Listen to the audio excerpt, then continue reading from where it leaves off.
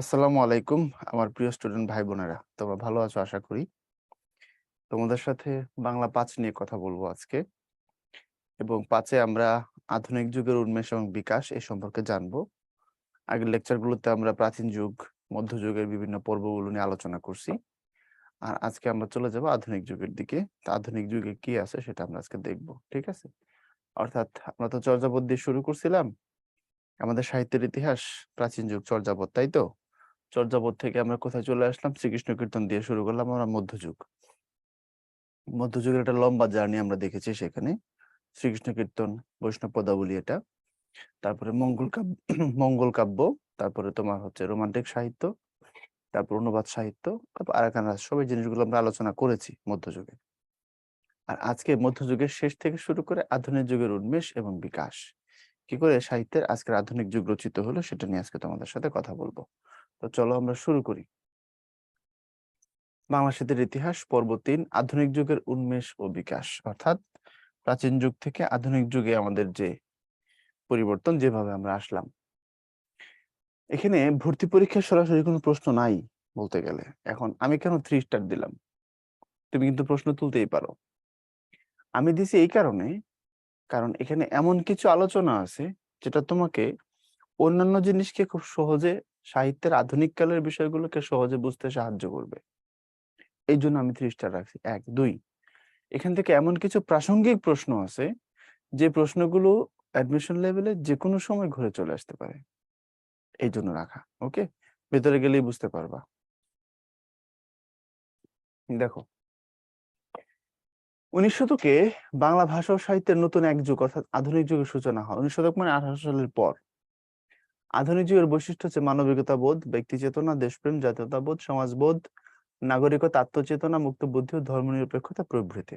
আচ্ছা, এখন দেখো, যেখানে আমরা প্রাচীন যুগে, মধ্যযুগে দেখছি ধর্মনির্ভর সাহিত্য, আধুনিক যুগে এসে সেখান থেকে আমরা দেখলাম যে এখানে হচ্ছে মানবিকতা বোধ, এখানে ব্যক্তি চেতনা, এখানে দেশপ্রেম, এখানে জাতীয়তাবোধ, এখানে ধর্মনিরপেক্ষতা, এখানে মুক্ত বুদ্ধি, এখানে আত্মচেতনা, এখানে নাগরিকতা ও সমাজবোধ। অর্থাৎ তুমি যদি একটু গভীরভাবে চিন্তা লাগাও তাহলে বুঝতে পারবা যে আধুনিক যুগটা হচ্ছে মানুষ নির্ভর। মানুষ, এটা দিয়ে হয়েছে আধুনিক যুগ।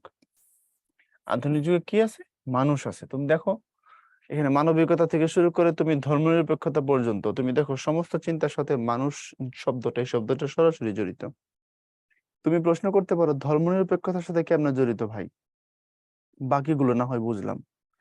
ধর্মনিরপেক্ষতা মানে হচ্ছে এটার অনেকগুলো ডাইমেনশন আছে। এটার সংজ্ঞা এলাকা ভেদে, দেশ ভেদে, জাতি ভেদে কিছু কিছু পরিবর্তিত হয়। আমরা বাংলাদেশে আমাদের সংবিধানে তো 4টা মূলনীতি আছে, 9, 10, 11, 12 পড়লে দেখবা। জাতীয়তাবাদ, গণতন্ত্র, জাতীয়তাবাদ, সমাজতন্ত্র, গণতন্ত্র এবং ধর্মনিরপেক্ষতা। তা আমরা ধর্মনিরপেক্ষতাকে কোন অর্থে গ্রহণ করেছি? আমরা বলেছি যে রাষ্ট্র হবে ধর্মের প্রশ্নে নিরপেক্ষ। রাষ্ট্র হবে ধর্মের প্রশ্নে নিরপেক্ষ, অর্থাৎ রাষ্ট্রের কাছে একজন হিন্দু নাগরিক যে ধর্মীয় সুযোগ লাভ করবে, একজন মুসলমান সেই সুযোগ লাভ করবে। রাষ্ট্র একজন হিন্দুকে দুর্গাপূজায় তার নিরাপত্তা দিবে, মুসলমানকে ঈদের নামাজে তার নিরাপত্তা দিবে। অর্থাৎ রাষ্ট্রের কাছে কোনো নাগরিক বিশেষ কোনো ধর্মের পরিচয়ের কারণে বিশেষ কোনো অতিরিক্ত সুবিধা পাবেন না। অর্থাৎ এই প্রশ্নে রাষ্ট্র কেমন থাকবে? নিরপেক্ষ থাকবে। আমরা এই অর্থে এটাকে কি বলেছি? ধর্মনিরপেক্ষতা বলছি। তাহলে দেখো, এটার উপাদানটাও যেটা, ধর্মনিরপেক্ষতার টার্মটা আবর্তিত হয়েছে কি কাকে ঘিরে? মানুষ এবং মানবিকতাকে ঘিরে আলটিমেটলি, তাই না? এরপরে সমালোচক যারা আছেন আমাদের, তারা বাংলা গদ্যরীতির স্তরকে 4টি ভাগে ভাগ করছেন। একটা কথা বলে নেওয়া ভালো, তোমাদেরকে ভাই আগের বার বলছিলাম, আবার মনে করাই দিই। প্রাচীন যুগে যত কিছু লেখা হয়েছে সব কিন্তু পদ্যরীতি বা কাব্যরীতি, এটা মনে রাখবা। মধ্যযুগে যা লেখা হয়েছে সাহিত্যে সবকিছুই পদ্যরীতি বা কাব্যরীতি। মধ্যযুগের শেষ দিকে কিছু গদ্যের চেষ্টা করা হয়েছে, এগুলোই তো পরবর্তীতে সফল গদ্যের ভিত তৈরি করছে। কিছু চিঠি আছে, বড় বড় রাজা বাদশাদের মধ্যে কিছু পরিচালিত চিঠি আছে মধ্যযুগে। আর আমরা দেখবো হচ্ছে কিছু গদ্যের প্রচেষ্টা ছিল। তো সব মিলে মধ্যযুগের শেষ অংশটা অর্থাৎ 1700 সালের পরবর্তী সময়টাতে কিছু চেষ্টা হয়েছে, তোমাদের আমি দেখাবো এগুলো। এবং সাহিত্য বলতে আধুনিক যুগে যেটা লেখা হয়েছে, আধুনিক যুগে সাহিত্যের প্রধান বাহন হচ্ছে গদ্য। হ্যাঁ, এখন আধুনিক যুগে যে তোমার কবিতা লেখা হয় না, আমি এ কথা কিন্তু বলি নাই। বলেছি আধুনিক যুগে সাহিত্যের প্রধান বাহন হচ্ছে গদ্য, যেখানে প্রাচীন যুগ এবং মধ্যযুগের সাহিত্যের প্রধান বাহন ছিল কাব্য। আশা করি ধরাই দিতে পারছি জায়গাটা। এখন এটা কেন হয়েছে, হওয়ার যেটা বড় কারণ সেটা হচ্ছে তখনকার মানুষ এটা বিশ্বাস করতো যে যে ভাষায় মানুষ কথা বলে, যে ভাষায় মানুষ ঝগড়া করে, গালাগাল দেয়, সেই ভাষায় আবার সাহিত্য কিভাবে হয়। তো সাহিত্য হওয়ার জন্য সাহিত্যের একটা সিস্টেমেটিক ল্যাঙ্গুয়েজ লাগবে, যেখানে সাহিত্যের মাধুর্য থাকবে, সুর থাকবে, তাল থাকবে, লয় থাকবে। তার থেকেও বড় বিষয় কি জানো, প্রাচীন যুগে মধ্যযুগে যেগুলো লেখা হয়েছিল সবগুলো লেখা হয়েছিল গাওয়ার জন্য, অর্থাৎ এগুলো সবগুলো সিং করা হইতো। বুঝছো এবার? মঙ্গল কাব্য গাইতো। আমি আমার নিজের এলাকায়, আমার গ্রামে, আমার প্রতিবেশী হিন্দু বাড়ি, একদম প্রাইম প্রতিবেশী যারা ওরা হিন্দু, ওদের প্রাইম প্রতিবেশী আমরা। তো আমি দেখেছি ওই হিন্দু বাড়িতে, তোমরা যারা এখানে হিন্দু আছো শুনবা, হয়তো কমন পড়ে যাবে, প্রতি বছর শ্রাবণ মাসের 1 তারিখ থেকে শেষ দিন পর্যন্ত তারা হচ্ছে মনসা বিজয় বা পদ্মা পুরাণ, যেটা মনসা মঙ্গল কাব্যের এরকম মোটা বই বিজয়গুপ্তের, এটা বিভিন্ন গান টান ভিতর থেকে তারা পড়তো। ওই কাহিনীগুলো তো কাব্যে বর্ণনা করা হয়েছে, গানের সুরে সুরে ওরা পড়তো। আমি আমার অলমোস্ট আমি এইচএসসি পাস করছি 2008-এ, কলেজ পাস করছি এলাকা থেকে, তো করে তারপর ঢাকায় চলে আসছি। ছোটবেলা থেকে প্রতি বছর আমি এটা দেখছি। এরা বলতো হচ্ছে গ্রামে, এটা বলতো যে মেলা হওয়া। মেলা মানে সবাই একসাথে মিলে বসে, হিন্দু পাড়ার লোকজন। আমাদের বাড়ি থেকে পশ্চিম দিকে যে পাড়াটা, ওখানে বেশ কিছু হিন্দু বাড়ি আছে, কিন্তু আমাদের বাড়ির পাশে একটাই বাড়ি হিন্দু। তো ওই পাড়া থেকে লোকজন নিজের বাড়িতে আসতো, এরা ওই বাড়িতে যায়। তো তারা বসে বসে এই প্রতি বছর মনসা মঙ্গলের এই অংশটা, অর্থাৎ বিজয়গুপ্তের যে পদ্মা পুরাণ, এই বইটা তারা পড়তো। এরকম হেলদি বই আমি দেখেছি, আমি শুনছি বসে বসে এদের পড়া। ঢোল তবলা নিয়ে, হারমোনিয়াম নিয়ে সুন্দর করে সুরে সুরে গাইতো সবাই। তো তাহলে কি বুঝলাম? বুঝলাম যে মধ্যযুগের জিনিস আসলে গাওয়ার জন্য ছিল। তুমি চর্যাপদের গান শুনতে চাও, ইউটিউবে যাও, এখনই আমার ক্লাস পজ দাও, দিয়ে ইউটিউবে চলে যাও, গিয়ে ওখানে গিয়ে খালি লিখবা কায়া তোর বড় পাঞ্চবি ডাল, লিখে সার্চ করবা, দেখবা কলকাতার প্রচুর ব্যান্ড আছে, বাংলাদেশের প্রচুর ব্যান্ড আছে টুকটাক, দেখবা যে এটা গাইছে, ওখানে আপলোড দেওয়া আছে, কায়া তোর বড় পাঞ্চবি ডাল চঞ্চল জি এ পৈঠা কাল, সুরে সুরে গাইতেছে দেখবা। তো এগুলো মূলত গাওয়ার জন্য ছিল। কিন্তু আধুনিক যুগে সাহিত্যের প্রধান বাহনকে যদি আমরা হিসাব করি, আধুনিক যুগে সাহিত্যের প্রধান বাহন কিন্তু কাব্য নয় রে পাগলা। আধুনিক যুগের সাহিত্যের প্রধান বাহন হচ্ছে গদ্য। হ্যাঁ, কবিতা আছে, বাট এখন আমরা কথা সাহিত্যকে বেশি পছন্দ করি, কথা সাহিত্যকে বেশি পছন্দ করি, কথা সাহিত্যকে বেশি পছন্দ করি। এর কারণ আছে অনেক, সঠিক কারণ আমি নিজেও জানি না। হতে পারে আমরা এখন আর সুরের ঝংকার পছন্দ করি না, তাই না? আচ্ছা, তারপরে আসো, এই সাহিত্যের সমালোচকগণকে 4টা স্তরে ভাগ করছে। বলছে যে প্রথম স্তর সূচনা, এটা 1600 সাল থেকে 1800 খ্রিস্টাব্দের পূর্ব পর্যন্ত। দ্বিতীয় স্তর উন্মেষ, মানে জন্মগ্রহণ করছে, মনে করছে সেখান থেকে বড় হবে আস্তে আস্তে, 1800 থেকে 1847। এই 1847 কেন? এটা কারণ হচ্ছে এই সময়ে ঈশ্বরচন্দ্র বিদ্যাসাগরের একটা বই বেতাল পঞ্চবিংশতি প্রতিষ্ঠিত হয়, সরি, প্রকাশিত হয়। বেতাল পঞ্চবিংশতি, এই নামটা খুব অদ্ভুত। এটা অনুবাদ সাহিত্য, একজন হিন্দি কবি আছে, ওনার নাম হচ্ছে লাল্লুজি। লাল্লুজির লেখা বই এটা, বেতাল পঞ্চবিংশতি। ওই বেতাল পঞ্চবিংশতি, এটার বিশেষত্ব কি? বিশেষত্ব হচ্ছে বেতাল পঞ্চবিংশতিতে সর্বপ্রথম জ্যোতি চিহ্নের প্রয়োগ করা হয়। আমি এখানে লিখে দিই পরের অংশে, তোমার সহজে মনে থাকবে। সময়টা হচ্ছে 1847। বইটার নাম বেতাল পঞ্চবিংশতি, রাইটারের নাম বিদ্যাসাগর। এটা একটা অনুবাদের বই, এবং এই বইয়ের বিশেষত্ব কি? জ্যোতি চিহ্নের প্রথম ও সার্থক প্রয়োগ। আমরা বিদ্যাসাগরকে বাংলা গদ্যের জনক বলি, কেন বলি কেউ জানি না, কিন্তু পড়ে যাচ্ছে ছোটবেলা থেকে। বিদ্যাসাগর যদি এই কাজ না করতেন, তুমি গদ্য লিখতে পারতা? এখন দাড়ি কমা, প্রশ্নবোধক চিহ্ন, জ্যোতি চিহ্ন, করণ করণের যা আমরা যেসব গদ্য দরকার হয়, কবিতার দরকার হয় না বললেই চলে। বাংলা সাহিত্যে আগে থেকে একটা দাড়ি ছিল, 2 দাড়ি ব্যবহার করা হইতো। 2 দাড়ি দেওয়া হয়তো ওই জায়গায় যেটা 2বার গাইতে হবে, আর একদারি মানে কথাটা শেষ। এই দাড়ি চিহ্নটা ছিল, যেটা তোমার ইংরেজিতে ফুল স্টপ। এই জন্য বিদ্যাসাগর ফুল স্টপ আমাদের ভাষায় আনেন নাই, কারণ যে অর্থে ইংরেজিতে ফুল স্টপ ব্যবহার করা হয় ওই অর্থে বাংলায় দাড়ি ব্যবহার করা হয়। আমাদের দাড়ি আছে, আর বাকিগুলোকে তিনি ইংরেজি ভাষা থেকে আনছেন, নিয়ে এসে কি করে গদ্য লিখতে হবে তার ডিসিপ্লিন তিনি আবিষ্কার করে দিয়ে বললেন যে এইভাবে এইভাবে কাজটা করতে হবে। এবং আরেকটা কথা আছে, বাংলা গদ্যের আভ্যন্তরীণ শৃঙ্খলা উনি আবিষ্কার করছেন। এই কথা পাবলিক বুঝতে পারে না আসলে জিনিসটা কি। দেখো, আমরা যখন বাক্য লিখি আমরা কি লিখি? আমরা প্রথমে হচ্ছে কর্তা বসাই, তারপরে কর্ম বসাই, তারপরে ক্রিয়া বসাই। আমি ভাত খাই, তাহলে কর্তা কর্ম ক্রিয়া, ইংলিশে আই ইট রাইস, কর্তা ক্রিয়া কর্ম। অথবা আমরা যখন কোনো কিছুকে মডিফাই করি, যেমন আমি সুন্দর কলম পছন্দ করি, তে কলমের আগে সুন্দর বসাইছি, মানে বিশেষণ বসবে বিশেষের আগে, মানে যে মডিফাই করবে সেই মডিফায়ারটা নাউনের আগে বসবে। এই যে সিকোয়েন্স গুলো মেনটেন করে দিয়েছেন, যিনি তৈরি করে দিয়েছেন সিস্টেমটাকে, বেসমেন্টটাকে তৈরি করছেন তিনি বিদ্যাসাগর।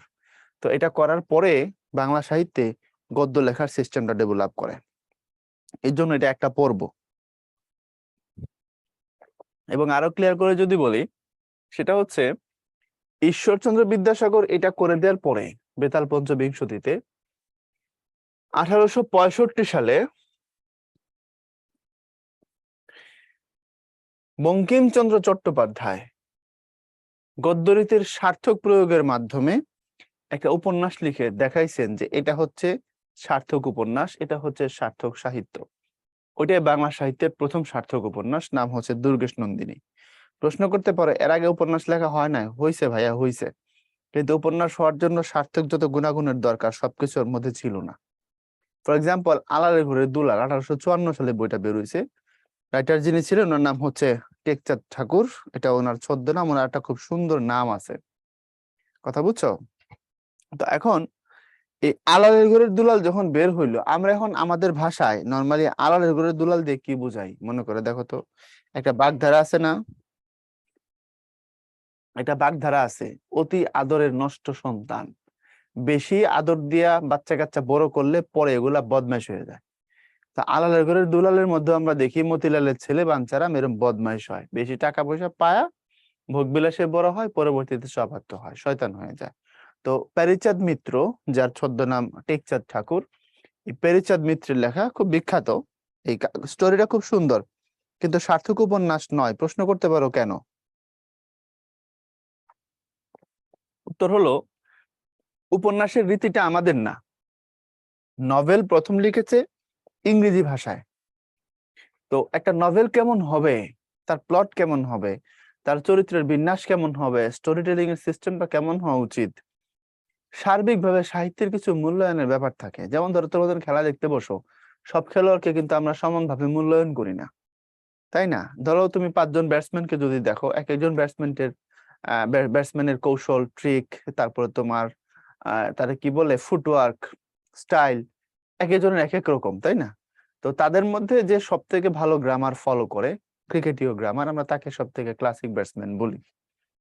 তো সাহিত্যের ক্ষেত্রেও একটা নভেল কেমন হবে, নভেলের কিছু সিস্টেম আছে, গঠন আছে, রীতি আছে। নভেল যারা শুরু করেছেন তারা এটাকে প্রতিষ্ঠিত করছেন। তো স্টোরি হইলে সেটা নভেল হয়ে যাবে না। স্টোরি তো কবিতাতেও বলা যায়, নকশিকাঁথার মানে জসীমউদ্দিন তো স্টোরি শুনাইছেন, ঠিক কিনা বলো? আবার মহাকাব্যগুলোতে তো স্টোরি বলা হয়। রামায়ণ মহাভারতে কি করা হয়েছে? কাহিনী বলা হয়েছে। শাহনামাতে কি করা হয়েছে? কাহিনী বলা হয়েছে। তো কাহিনী বললে সেটা উপন্যাস হয়ে যাবে না, গদ্যে বললে সেটা নভেল হয়ে যাবে না। তার একটা স্ট্রাকচার আছে, একটা ফরম্যাট তোমাকে মেনটেন করে তারপর স্টোরিটা বলতে হবে।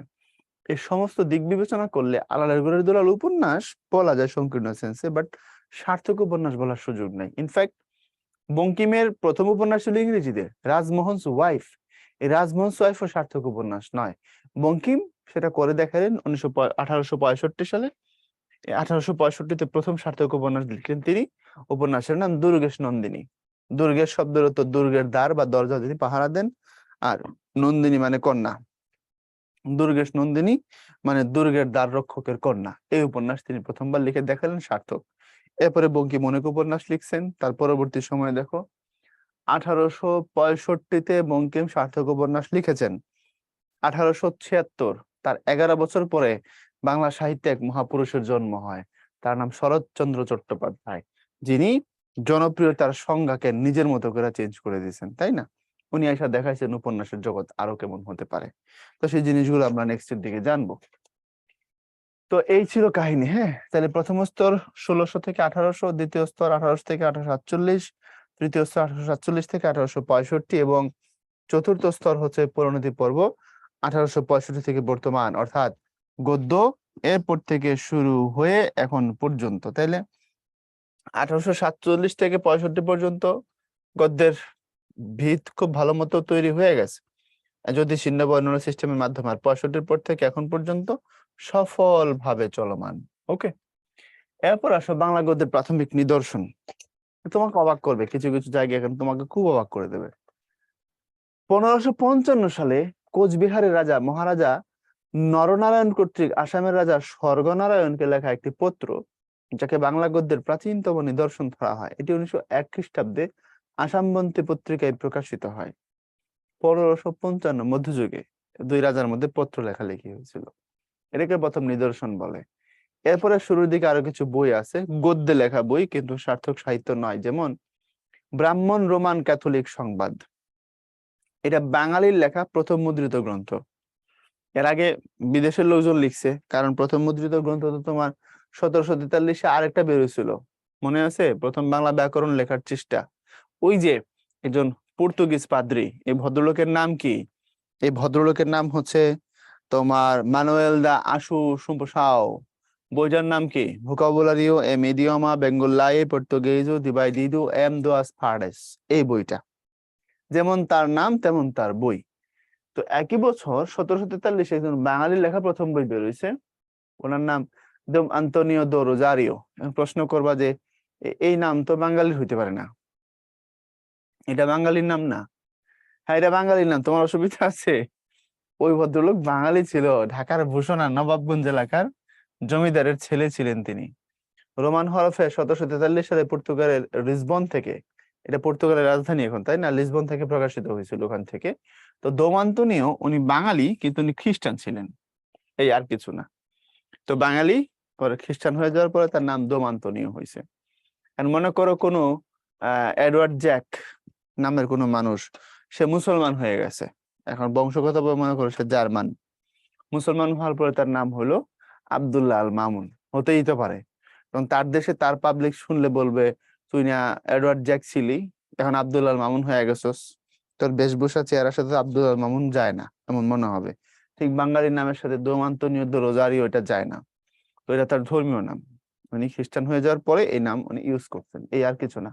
বইটা দেখো, ব্রাহ্মণ আর রোমান ক্যাথলিকের সংবাদ। ব্রাহ্মণ তো হিন্দু, রোমান ক্যাথলিক তো খ্রিস্টান, বুঝো কিন্তু এখানে ঝামেলা আছে। হ্যাঁ, খ্রিস্টানদের দুইটা প্রধান বর্ণভেদ আছে, অনেকগুলো ভেদ আছে, এদের প্রধান হচ্ছে দুইটা, একটা রোমান ক্যাথলিক, একটা হচ্ছে প্রোটেস্ট্যান্ট।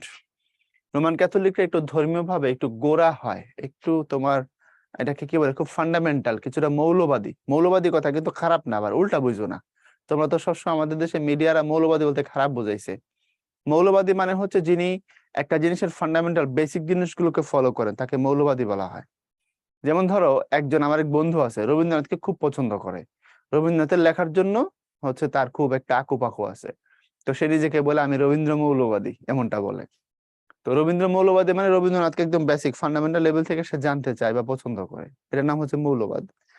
মৌলবাদের মধ্যে যদি তুমি ঝামেলা পাকাও সংকীর্ণতার দ্বারা, তখন সেটা খারাপ হয়। নর্মালি মৌলবাদ বলতে খারাপ কিছু না, এটাকে আমরা মানে প্রতিষ্ঠিত করছি খারাপ ভাবে। যেমন জঙ্গি, এনায়েতুল্লাহ আব্বাসী সাহেব একটা ওয়াজে বলছিলেন এই কথাটা, জঙ্গি বলতে এই কথাটাকে আমরা খারাপ অর্থে প্রতিষ্ঠা করে ফেলছি। জঙ্গি একটা আরবি শব্দ, জঙ্গি মানে যোদ্ধা, সোলজার, মিলিটেন্ট।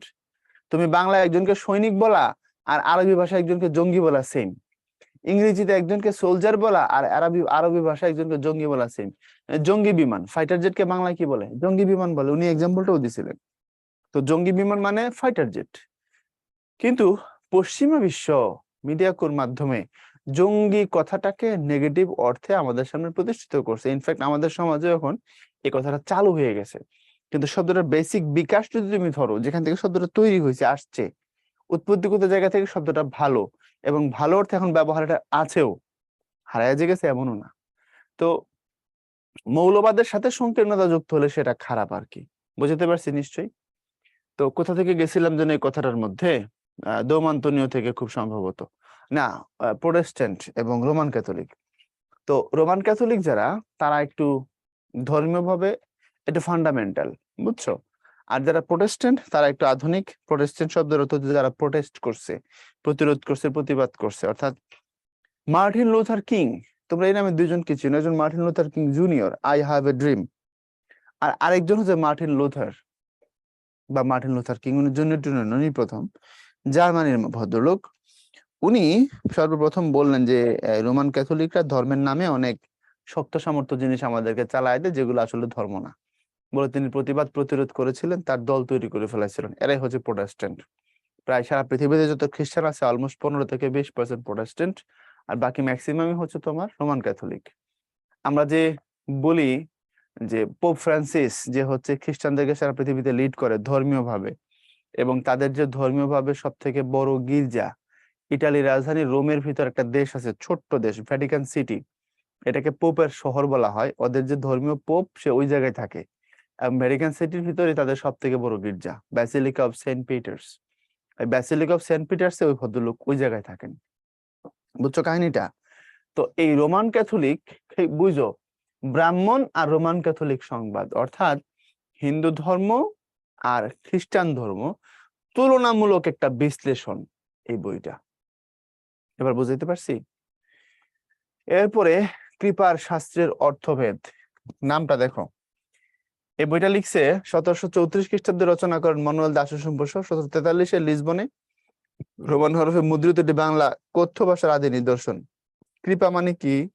করুণা, দয়া।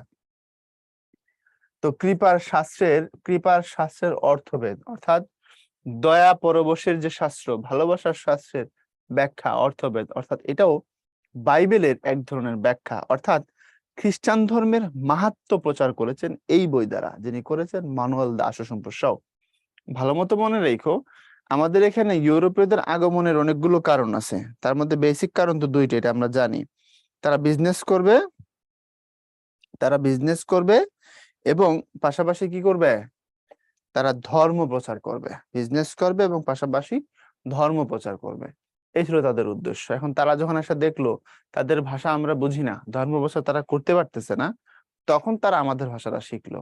ওই সূত্রেই এরা বাংলা শিখছে, ওই সূত্রে আমরা উইলিয়াম কেরিকে বাংলা গদ্যে কাজ করতে দেখি। এরপরে বাংলা গদ্যের নিদর্শনে ভোকাবুলারি এম ইডিওমা বেঙ্গলাই পর্তুগিজো দিবাইদিদো এম দুয়াস পার্টেস, পুরা নামটা আর কি। এটার বাংলা নাম বাঙ্গালা ব্যাকরণ ও বাঙ্গালা পর্তুগিজ শব্দকোষ। এটার দুইটা বই হচ্ছে দিবাইদিদো এম দুয়াস পার্টেস। এর অর্থ হচ্ছে এই বইটাতে দুইটা পার্ট ছিল। এক পার্টে বাংলা ব্যাকরণের কিছু আলোচনা ছিল পর্তুগিজ ভাষায়। তো পর্তুগিজ ভাষায় বাংলা ব্যাকরণের আলোচনা কেমনে হয়, যেমন ধরো এমনে হয়, তুমি যখন SMS লেখো যে আমি তোমাকে না পেলে, আর যা যা লিখছো, এখন ভাষা তো বাংলা, আমি তোমাকে না পেলে মরে যে, ভাষাটা বাংলা না, কিন্তু এই ভাষা তুমি ইউজ করছো বাংলা বর্ণমালায় না, ইংরেজি বর্ণমালায়। ঠিক কিনা কথাটা? ঠিক এই কাহিনীটাই বলছি। এই ভোকাবুলারি এম ইডিওমা বেঙ্গলাই পর্তুগিজো দিবাইদিদো এম দুয়াস পার্টেস, এই বইটার বর্ণমালা যেটা বা বইটার যে ভাষা, ওটা পর্তুগিজ। ওদের সিস্টেমে আমাদের রুলগুলোকে তারা ব্যাখ্যা করছে, আর কিছু না। আর আরেকটা পার্টে তারা যেটা করছে সেটা হচ্ছে তোমার বাংলা শব্দগুলোর পর্তুগিজ অর্থ, পর্তুগিজ শব্দগুলোর বাংলা অর্থ। তাইলে এটা বেসিক্যালি দুইটা ভাগে বিভক্ত ছিল। এক পার্ট ছিল অভিধান বা ডিকশনারি, আর আরেকটা পার্ট ছিল হচ্ছে গ্রামারের কিছু রুলস। এরপরে grammar of the Bengali language, ইংরেজি ভাষায় রচিত প্রথম বাংলা ব্যাকরণ, রচয়িতা ন্যাথানিয়েল ব্রাসি হিলহেড, মুদ্রণ প্রকাশ করা হয় হুগলি থেকে। তোমাকে একটু শাল টাল গুলা ভাই এখানে দেখাই দিব। এখন এটা আমি কালি চিকন করে নিচ্ছি, নিয়ে বাংলা ব্যাকরণের হিস্ট্রিটা সংক্ষেপে দেখাই দিই। দেখাই দিলে বুঝতে পারবা যে আমরা কবে কত পরে আমরা ঘুম থেকে উঠছিলাম। সময়টা 1743। যিনি ভদ্রলোক, ওনার নাম মানুয়েল দা, ওই যে ইনি, হ্যাঁ, মানুয়েল দা আশুসম্পর্ক।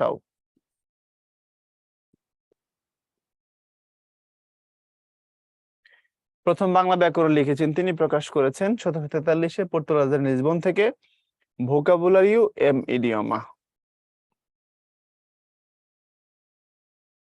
আচ্ছা, এরপরে 1778 ন্যাথানিয়েল ব্রাসি হেলহেড, আমি বললাম NB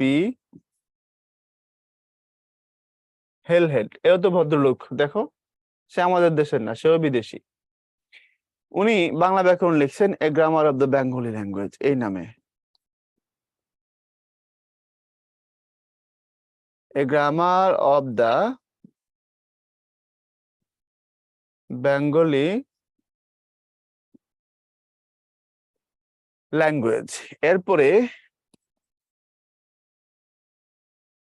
1801 যিনি করছেন, তোর নাম উইলিয়াম কেরি, উনিও গ্রামার লিখলেন একই নামে ইংরেজি ভাষায়।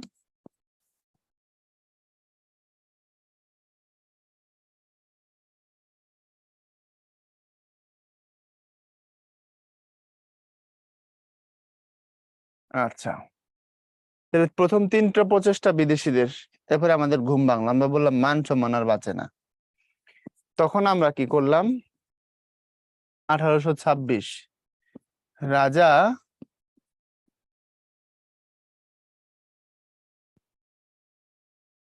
রামমোহন রায়, উনি লিখলেন বই, বইয়ের নাম দিলেন বেঙ্গলি গ্রামার ইন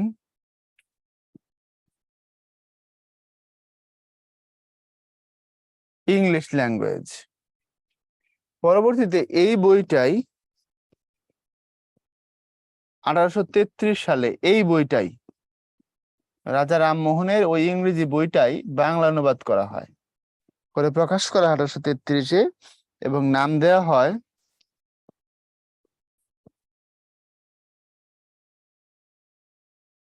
গৌড়ীয় ব্যাকরণ। এখন একটু হিস্ট্রিটা মনোযোগ দিয়ে দেখো, বোঝার চেষ্টা করো, লজ্জা লাগা কিনা দেখো তো।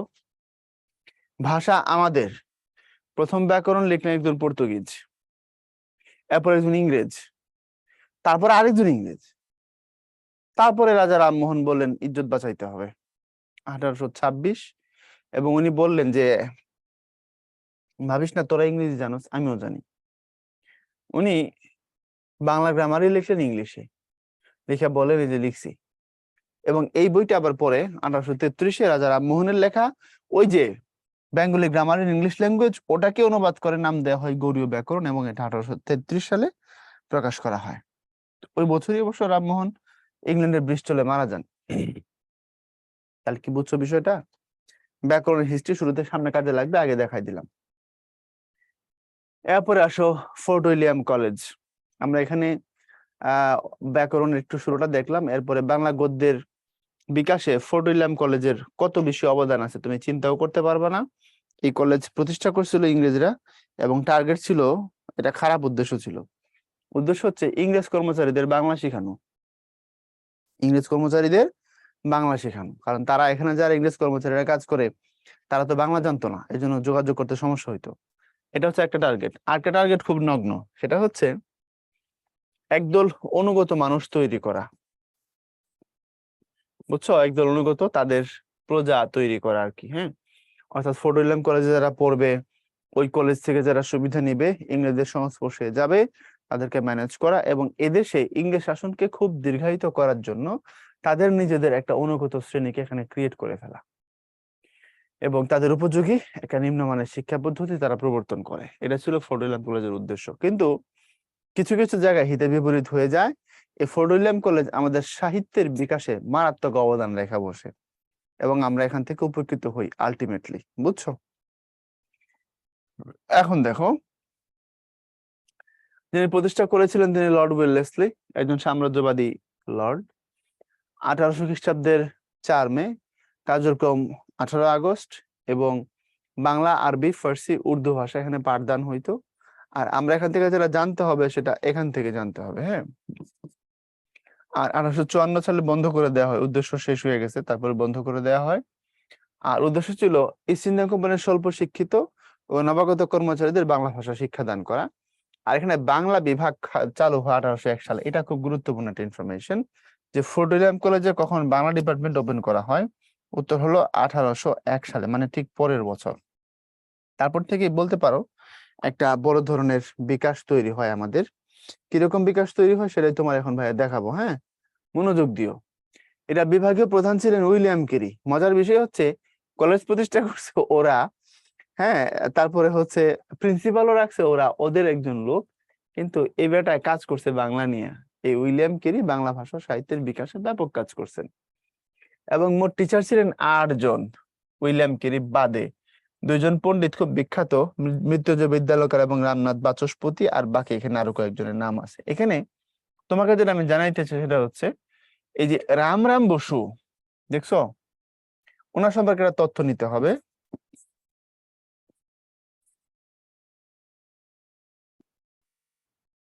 রাম বসুকে বলা হয়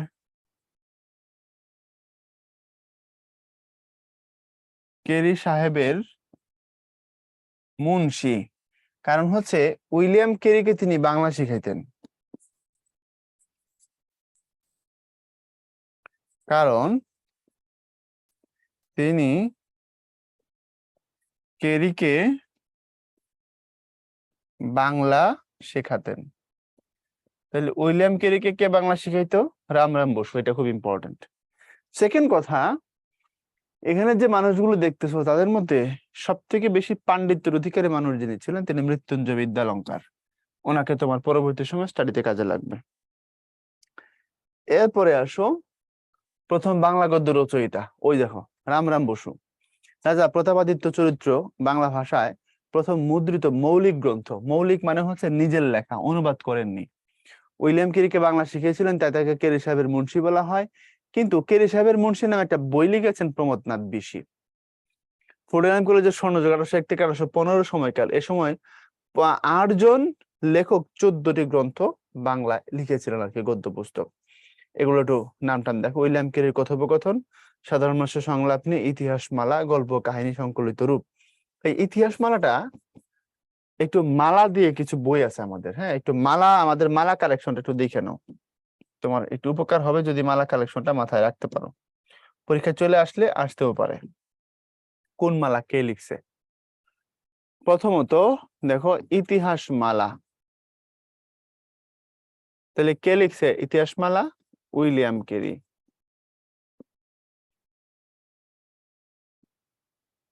আচ্ছা, এরপরে এই দেখো লিপিমালা, রাম বসু।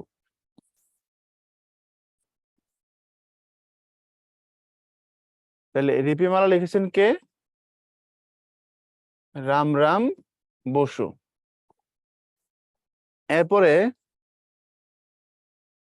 কথামালা লিখেছেন বিদ্যাসাগর। আরেকটা মালা আছে, নাম হচ্ছে তাপসমালা। তাপসমালা লিখেছেন ভাই গিরিশচন্দ্র সেন।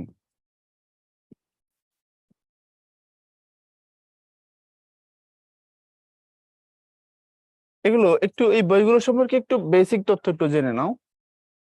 ইতিহাসমালা গল্প কাহিনী সংকলিত রূপ, লিপিমালা রাম বসুর কাল্পনিক পত্র সংকলন, দেখো লেখাই আছে। আর কথামালা ঈশ্বরচন্দ্র বিদ্যাসাগরের। এই বইটা হচ্ছে ইসপের গল্প আছে না, ফেবলস, অর্থাৎ যেসব গল্পের একটা মোরাল অফ দ্য স্টোরি থাকে। দেখবা ওই যে কুকুর মাংস চুরি করছে, তারপরে সে নদীর ঘাট দিয়ে হাঁটছিল, পানির নিচে তাকায় দেখে নিচে আরেকটা কুকুর দেখা যায়, তার মুখেও মাংস। তখন কুত্তার মনে হইলো তুই কেড়ে মাংস খাইবি, সব আমি একলা খামু। বইলা সে মন খারাপ করে বলছে ঘেউ, আর মাংস চলে গেছে পানিতে, বাস। তাহলে এটার অর্থ কি দাঁড়ালো? বেশি লোভ করতে নাই। বেশি লোভ করলে কি হয়, তোমার নিজের যেটা আছে এটাও যাবে, আমও যাবে, ছালাও যাবে, গাছও যাবে। এগুলো ইসপের গল্প। ইসপ একজন লোকের নাম। এগুলোকে ফেবলস বলা হয়। হ্যাঁ, এরকম গল্প নিয়ে বিদ্যাসাগর লিখেছিলেন কথামালা, খুব বিখ্যাত বই এটা। আমরা এখন যেসব গল্প বলি না, এগুলো বিদ্যাসাগরের ওই বই থেকে আসছে।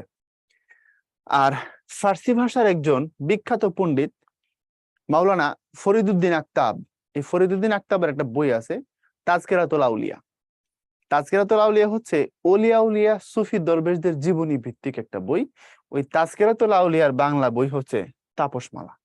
তাপস শব্দের অর্থ জ্ঞানী, সাধক। তো তাপসমালা মানে জ্ঞানীদের কথাবার্তা। এই জায়গায় এটা অনুবাদ করেছেন ফরিদউদ্দিন আক্তাবের বইটাকে বাংলায় ভাই গিরিশচন্দ্র সেন। এবং গিরিশচন্দ্র সেন কিন্তু পবিত্র কোরআনের পূর্ণাঙ্গ প্রথম বাংলা অনুবাদক। বুঝো না এই কথাটা? পবিত্র কোরআন শরীফের পুরো কোরআন শরীফটাকে প্রথম বাংলা অনুবাদ করেছেন গিরিশচন্দ্র সেন। আর যদি বলা হয় প্রথম অনুবাদককে পূর্ণাঙ্গ যদি না বলে, তখন হবে আমির উদ্দিন বসুনিয়া। উত্তর দুটা ভিন্ন। আমরা আমির উদ্দিন বসুনিয়াকে হয়তো অনেকে চিনি না, ওনাকেই জানি। আমির উদ্দিন বসুনিয়া প্রথম বাংলা অনুবাদক, কিন্তু তিনি শেষ করেননি। আর পুরোটা শেষ করেছেন প্রথম অনুবাদক হিসাবে গিরিশচন্দ্র সেন। এটা মাথায় রেখে দিও, ঠিক আছে? ওনার বাড়ি কিন্তু নরসিংদীতে, নরসিংদীর পাঁচদোনায়। ঢাকা সিলেট হাইওয়ের পাশে, রাস্তার পশ্চিম পাশে, মেইন রোড থেকে কাছে। যাদের বাড়ি ওই আশপাশের এলাকা আসা যাওয়া করো, সম্ভব হলে ওনার বাড়িটা দেখো, জাদুঘরে রূপান্তরিত আছে এখন। হ্যাঁ, ওকে। তারপরে আসো গোলকনাথ শর্মার বই। উনি একজন পণ্ডিত, মৃত্যুঞ্জয় বিদ্যালঙ্কারের খুব বিখ্যাত বই ৩২ সিংহাসন, পারলে মাথায় রেখে দিও। এবং বেদান্ত চন্দ্রিকা, তারিণীচরণ মিত্র থেকে শুরু করে হরপ্রসাদ রায়দের বইয়ের নাম এখানে আছে, নিজের মতো করে এগুলো দেখে নিও। এরপরে আসো অন্যান্য গ্রন্থ, আরো আরো মানুষ, আরো আরো বিখ্যাত কিছু বই, তাদের একটু বইয়ের নামের সাথে চলো আমরা কচি করে পরিচিত হই। মোহন প্রসাদ ঠাকুর, কালীনাথ তর্ক পঞ্চানন, উইলিয়াম কেরি। এই কেরি সাহেবকে নিয়ে একটু পড়ি আমরা, কি বলো? কেরি সাহেব আমাদের জন্য ইম্পর্টেন্ট। প্রথম বাইবেল অনুবাদ করেন মঙ্গল সমাচার হিসেবে। অর্থাৎ কেরি কিন্তু একজন মিশনারি ছিল, একজন পাদ্রী ছিলেন উনি। ওনার এখানে আসার একটা বড় উদ্দেশ্য ছিল ধর্ম প্রচার করা, বাইবেল প্রচার করা, খ্রিস্টানদের ধর্মগ্রন্থ, যেটাকে আমরা মুসলমানরা ইনজিল বলি। বোঝো নাই মনে হয় কথা? খ্রিস্টানরা তো নবী মানে, ওরা একেশ্বরবাদী। আমাদের সাথে তাদের ধর্মীয় জায়গায় যে খুব, হিন্দুদের সাথে মুসলমানদের অনেক পার্থক্য ধর্মীয় জায়গাগুলোতে, কিন্তু ইহুদি, খ্রিস্টান এবং মুসলমান তারা ধর্মীয়ভাবে কিন্তু ক্লোজ, কিন্তু জানি না আমরা, এবং মারামারিতে লিপ্ত বেশি। এবং এই দলে বেশি মারামারি করে, ধর্মীয়ভাবে ক্লোজ। ইহুদিরা রোজা করে, নামাজ পড়ে, জানো নিশ্চয় তোমরা এগুলো। এবং ইহুদিদের নবীকে, ইহুদিদের নবী হচ্ছে মুসা আলাইসাল্লাম, তারপরে হারুন আলাইসাল্লাম, দাউদ আলাইসাল্লাম, সুলাইমান আলাইহিসসালাম। আমরা তাদেরকে নবী মানি। আমাদের আমাদের যে ইমানের 7টা স্তর আছে, এর মধ্যে আমরা কি বলছি? আমানতু বিল্লাহি ওয়া মালাইকাতিহি ওয়া কুতুবিহি ওয়া রুসুলিহি। এই যে আমানতু বিল্লাহ, আমি ঈমান আনলাম আল্লাহর উপর, ওয়া মালাইকাতিহি, ফেরেশতাদের উপর, ওয়া কুতুবিহি ওয়া রুসুলিহি, যে তুমি বলছো আসমানি কিতাব এবং আল্লাহর রাসূলদের উপর তুমি ঈমান আনছো।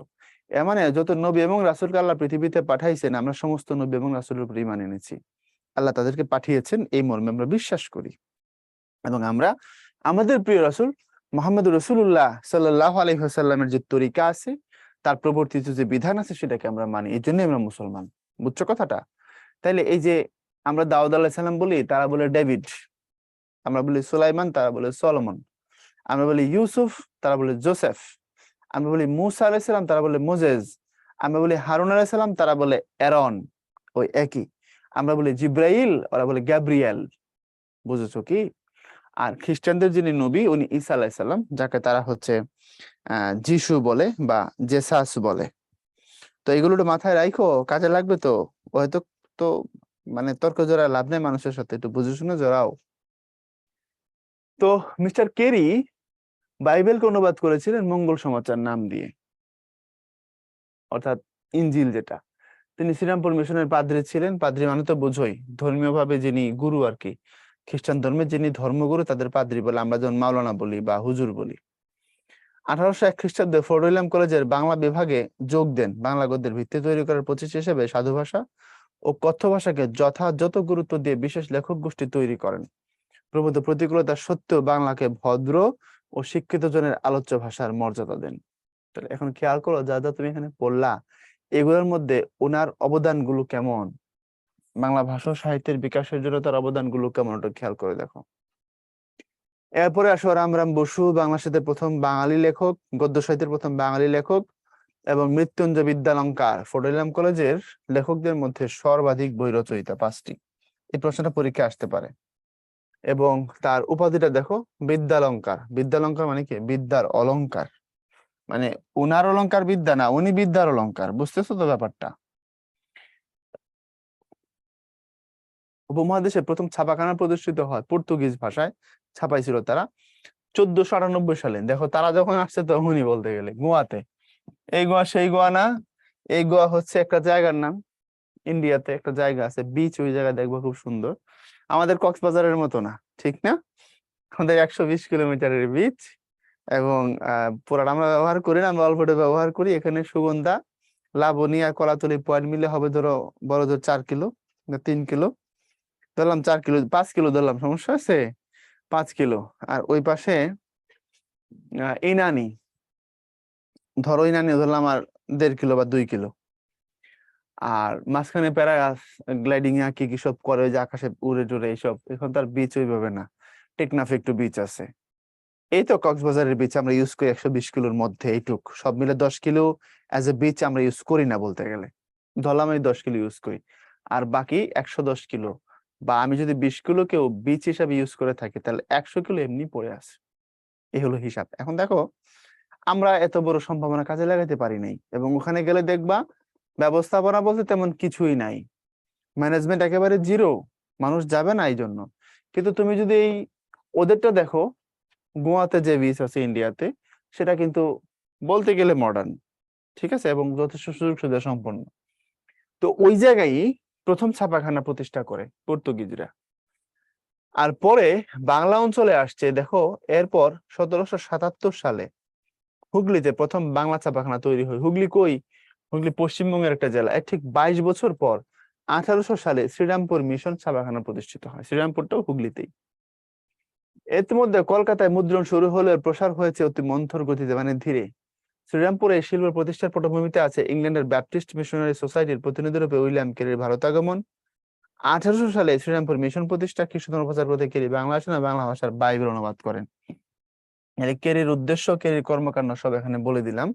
ওনার টার্গেট ছিল কি করা? খ্রিস্টান ধর্ম প্রচার করা। এবং তিনি এই উদ্দেশ্যে কি করেছিলেন? বাংলায় এসেছিলেন এবং বাইবেলকে বাংলায় অনুবাদ করেছিলেন। এরপরে দেখো, তবে ইংরেজ সরকার কিন্তু প্রথম দিকে মিশনারিদের যে মুভমেন্ট, এটাকে খুব সহজভাবে নিত না, বিশেষত কোম্পানিরা বা ইংরেজ সরকার ওখান থেকে ভালোভাবে দেখতো না। আচ্ছা, তারপরে উইলিয়াম কেরি বিতাড়িত হয়েছে ইংরেজদের হাতে। পরবর্তীতে যারা ডেনিশ ছিল, মানে ডেনিশ অর্থাৎ ডেনমার্কের লোকজন, তাদের সাথে মিলে তিনি শ্রীরামপুর মিশন প্রতিষ্ঠা করেন। এরপরে হচ্ছে তোমার শ্রীরামপুর মিশন এবং তার ছাপাখানা। এখান থেকে 2-3টা তথ্য খুব গুরুত্বপূর্ণ। দেখো, প্রতিষ্ঠা হয়েছে 1800 সালে তোমার 10 জানুয়ারি। আর বাইবেলের নিউ টেস্টামেন্টের গসপেল অফ সেন্ট ম্যাথিউস অংশের অনুবাদ করেন মঙ্গল সমাচার। বাইবেল বেশ কিছু ভাগ আছে, ওল্ড টেস্টামেন্ট, নিউ টেস্টামেন্ট। এর মধ্যে যেটা নিউ টেস্টামেন্ট, যেটা ইংরেজি নাম হচ্ছে গসপেল অফ সেন্ট ম্যাথিউস। এই সেন্ট ম্যাথিউস হচ্ছে তারা বলে যে জেসাসের খুব কাছের একজন মানুষ, যিনি জেসাসের বাণী সংকলন করছেন। আচ্ছা, তারপরে 1809 সালে উইলিয়াম কেরি অনুদিত বাইবেল ধর্ম পুস্তক নামে প্রকাশিত হয়েছিল। আর কৃত্তিবাসী রামায়ণ, কাশিদাসী মহাভারত, এগুলো ওখান থেকে মুদ্রণ করা হয় এই প্রেস থেকে। এবং চার্লস উইলকিন্স, যিনি বাংলা মুদ্রাক্ষরের জনক, তার অনুনয়ে পঞ্চানন কর্মকার বাংলা মুদ্রণ যন্ত্র তৈরি করেন। এবং 1818 সালে এই মিশন থেকে দিগদর্শন এবং সমাচার দর্পণ নামে দুটি পত্রিকা প্রকাশিত হয়। দিগদর্শন ছিল প্রথম। এখন তোমরা এই তথ্যটা একটু ব্যাখ্যা লাগবে। দেখো, আমরা এখন যেটাকে লিপি বলি, বাংলা ভাষায় যেটাকে আমরা লিপি বলি, মানে অ, ক, ম, প, ট, এই যে আমরা রূপগুলোকে আমরা দেখি এখন, এগুলো ফাইনাল হয়েছে কিন্তু 1800 সালে ওইখানে আসা। এর আগে এগুলো ফাইনাল ছিল না। এর আগে তো বলতে গেলে মুদ্রণ হয় নাই বাংলাতে কোনো যন্ত্র, তাই না? ইয়াতে কি বলে, কোনো লেখা বই মুদ্রিত আকারে আসে নাই, লেখছে কিন্তু মুদ্রিত হয় নাই, প্রেসে আসে নাই। তো মুদ্রণ করার জন্য তো অ্যালফাবেট গুলো একটা ফাইনাল ফরম্যাট দরকার হয়। কি সেই ফরম্যাট হবে? এই ফরম্যাট প্রথম যিনি চূড়ান্ত করছেন, ওনার নাম চার্লস উইলকিন্স। এই জন্য দেখবো বলা হয় যে বাংলা লিপির জনক চার্লস উইলকিন্স। মানে আমি এগুলো পড়ি আর পড়াই আর আমার হাসি আসে। ভাষা আমার, লিপি আমার, এটা ফাইনাল করে এক চার্লস উইলকিন্স। আচ্ছা, এখন উইলকিন্স ফাইনাল করলেন যে এটাই অ এটাই ক। হ্যাঁ, এর আগে কি অ ক ছিল না? ছিল, এভাবেই ছিল, কাছাকাছি রূপে ছিল, কিন্তু ফাইনাল একটা ফরম্যাট দরকার যেবার প্রেসে চলে যাবে। তখন তিনি এটাকে ফাইনাল ডিসিশনে নিয়ে বলেন এটা এটা এটা এভাবে হবে, এবং তিনি এটা করার পরে তার রিকোয়েস্টে পঞ্চানন কর্মকার, এই বাঙালি আমাদের উদ্ধার করছে। উনি প্রথম বাংলা মুদ্রাক্ষর খোদাই করেন, তৈরি বলতে উনি খোদাই করেছিলেন আর কি। খোদাই করে ওই প্রেস রেডি করে দেন, মানে এই হলো ক, এই ফরম্যাট তিনি খোদাই করে দেন। তারপরে মনে করো হচ্ছে ট, উনি খোদাই করে দেন। এই যে খ, তিনি এটা খোদাই করে দেন। এই যে গ, এগুলো তিনি তৈরি করে দিয়ে বলছে হ্যাঁ ঠিক আছে, এবার যা ছাপায় ফেলেন। বুঝছো? তাহলে যদি পরীক্ষায় প্রশ্ন হয় বাংলা মুদ্রাক্ষরের জনক কে, উত্তর কি দিবা? চার্লস উইলকিন্স না পঞ্চানন কর্মকার? অবশ্যই চার্লস উইলকিন্স। প্রথম বাংলা মুদ্রাক্ষর খোদাইকারী কে? উত্তর হবে পঞ্চানন কর্মকার। ঠিক আছে, এরপরে আসো আমরা পরের অংশে চলে যাব। ইয়াং বেঙ্গল। এক ভদ্রলোক, তার নাম হেনরি লুই ভিভিয়ান ডিরোজিও। তো তুমি এত বড় নাম মনে রাখার দরকার নাই, তুমি সংক্ষেপে মনে রাখবা যে তার নাম হচ্ছে ডিরোজিও। ডিরোজিও 17 বছর বয়সে হিন্দু কলেজের টিচার হয়েছিলেন, আবার 21 বছর বয়সে মারাও গেছেন। কম বয়সের জীবন, বেশি মেধা তো, বেশি মেধা থাকলে তো মেধার চাপে পাগল হয়ে যাওয়ার কথা, অথবা আরো বেশি মেধা থাকলে মেধার চাপে মরে যাবে, এটাই স্বাভাবিক। তো সে মরে গেছে, বুঝছো? তো এই হেনরি লে ভিভিয়ান ডিরোজিও উনি ইংরেজ হিন্দু কলেজে পড়াইতেন, 17 বছর বয়সে টিচার হয়েছিলেন। এবং তার যে দর্শন, তার যে ফিলোসফিক্যাল থট, তার চিন্তা ভাবনা তার ছাত্রছাত্রীদেরকে প্রবলভাবে আকর্ষণ করে। সবসময় দেখবা একজন ভালো শিক্ষকের প্রভাবিত করার ক্ষমতা মারাত্মক। উনি যেমন স্টুডেন্ট তার মতো হতে চায়। মানে ভালো শিক্ষক বা ভালো যারা হচ্ছে তোমার ব্যক্তিত্ব সম্পন্ন, ওইরকম দেখবা ওই টিচারদের স্টুডেন্টরা ফলো করে। যে স্যার যেমন জুতাটা পরছে আমি এমন পরবো, স্যারের বেল্টের মতো আমি বেল্ট কিনবো। বুদ্ধিমানেরা স্যারকে ফলো করে, আর নির্বুদ্ধরা হিরো আলমরে ফলো করে। বুঝো নাই? আর আরেক দল সেলিব্রিটি ফলো করার নামে হাফ প্যান্ট পরে সেরা প্যান্ট পরে ঘুরে। অদ্ভুত পৃথিবী। তো আমি স্যারের মতো হাঁটবো বা স্যারের মতো হইতেছে, যেমন আমি আমার জীবনের যিনি শ্রেষ্ঠ শিক্ষক মির্জা মুশফিকুর রহমান, আমার কলেজের টিচার, আমি আজীবন ধরে চেষ্টা করি আমি স্যারের মতো হইতে পারি কিনা। আমার একটা ট্রাই থাকে ভিতর থেকে যে আমি কোনো না কোনো ভাবে এই স্যারের কিছু লেভেল আমার মধ্যে আমি তৈরি করতে চাই, কিন্তু পারছি বলে মনে হয় না। কারণ আমি মাঝে মধ্যে রেগে যাই, বকাঝকা দিই স্টুডেন্টদেরকে, রাগি, আমি আমি মারতামও। কিন্তু স্যার এমনটা ছিলেন না। স্যার শাসন করতেন আস্তে, নরম ভাবে কথা বলতেন, কিন্তু আমরা লজ্জায় মরে যাইতাম। ঠিক আছে, কোনোদিন কারো উচ্চ গলায় ধমক দিতেন না। এবং কিভাবে পড়া আদায় করতেন, এটা মানে অস্বাভাবিক লেভেলের টেকনিক স্যারের। হ্যাঁ, যাই হোক সেদিক গল্প এখন যাচ্ছি না। তো আমি সব সময় চাইছি যে স্যারের কিছুটা হলেও তার মতো আমি হইবো, এটা খুব ইচ্ছা, এবং স্টিল আমার বিরুদ্ধে কাজ করে, এবং আমি খুব তাড়িত হই এই ইচ্ছাটার সাথে। কিন্তু পারি না হয়তোবা, এবং আসলেই পারি না, আমি নিজেই বুঝতে পারি। যাই হোক, তো এখন এই Henry Louis Vivian Derozio, mister Derozio এত বেশি ট্যালেন্টেড, তার স্টুডেন্টরা তাকে কপি করত, ফলো করত, প্রচুর ভক্ত জুটে যায়। এবং তার দর্শন যেটা ছিল, যেটা মানুষকে খুব টানে, সেটা হচ্ছে এই, উনি বললেন যে আস্তিকতা হোক আর নাস্তিকতা হোক, ভালো মন্দ যেটাই হোক, তুমি যদি কোনো কিছু গ্রহণ করো বুঝে এটা গ্রহণ করো, আর তুমি যদি সেটাকে বর্জন করো বুঝে বর্জন করো। বিশ্বাস করলেও বুঝে করো, অবিশ্বাস করলেও বুঝে করো, পরীক্ষা নিরীক্ষা করো, এক্সপেরিমেন্ট করো, গবেষণা করো, আন্দাজি না। তুমি কি বিশ্বাস করতেছো তুমি নিজেও জানো না, একটা জিনিস তুমি অবিশ্বাস করো, কেন করো সেটাও তুমি জানো না। তো এরকম যেন না হয়। অর্থাৎ ওই সময়টা তো হিন্দু ধর্মে বিশেষ করে কুসংস্কার ছিল মারাত্মক লেভেলে। তো ঠিক ওই টাইমে আইসা তিনি একটু উদার মুক্ত চিন্তার বাণী দিলেন, এবং আধুনিক ছাত্রছাত্রী যারা, এবং প্যারিচাঁদ মিত্র সহ, যার কথা তোমাদের কিছুক্ষণ আগে বলেছিলাম, এরকম বহু মানুষ তার ভক্ত হয়ে যায়। এই ডিরোজিওর ভক্তদেরকে বলা হয় ইয়াং বেঙ্গল। বোঝা গেছে কি? তাহলে সহজ কথায় যদি বলি ইয়াং বেঙ্গল কারা, তাহলে হবে বাঙালি যুবক, তবে ইংরেজি ভাব দ্বারা পুষ্ট এবং ডিরোজিওর ভক্ত, তাদেরকে ইয়াং বেঙ্গল বলা হয়। পরে অবশ্য খুব ট্রাজিক পরিণতি হয়।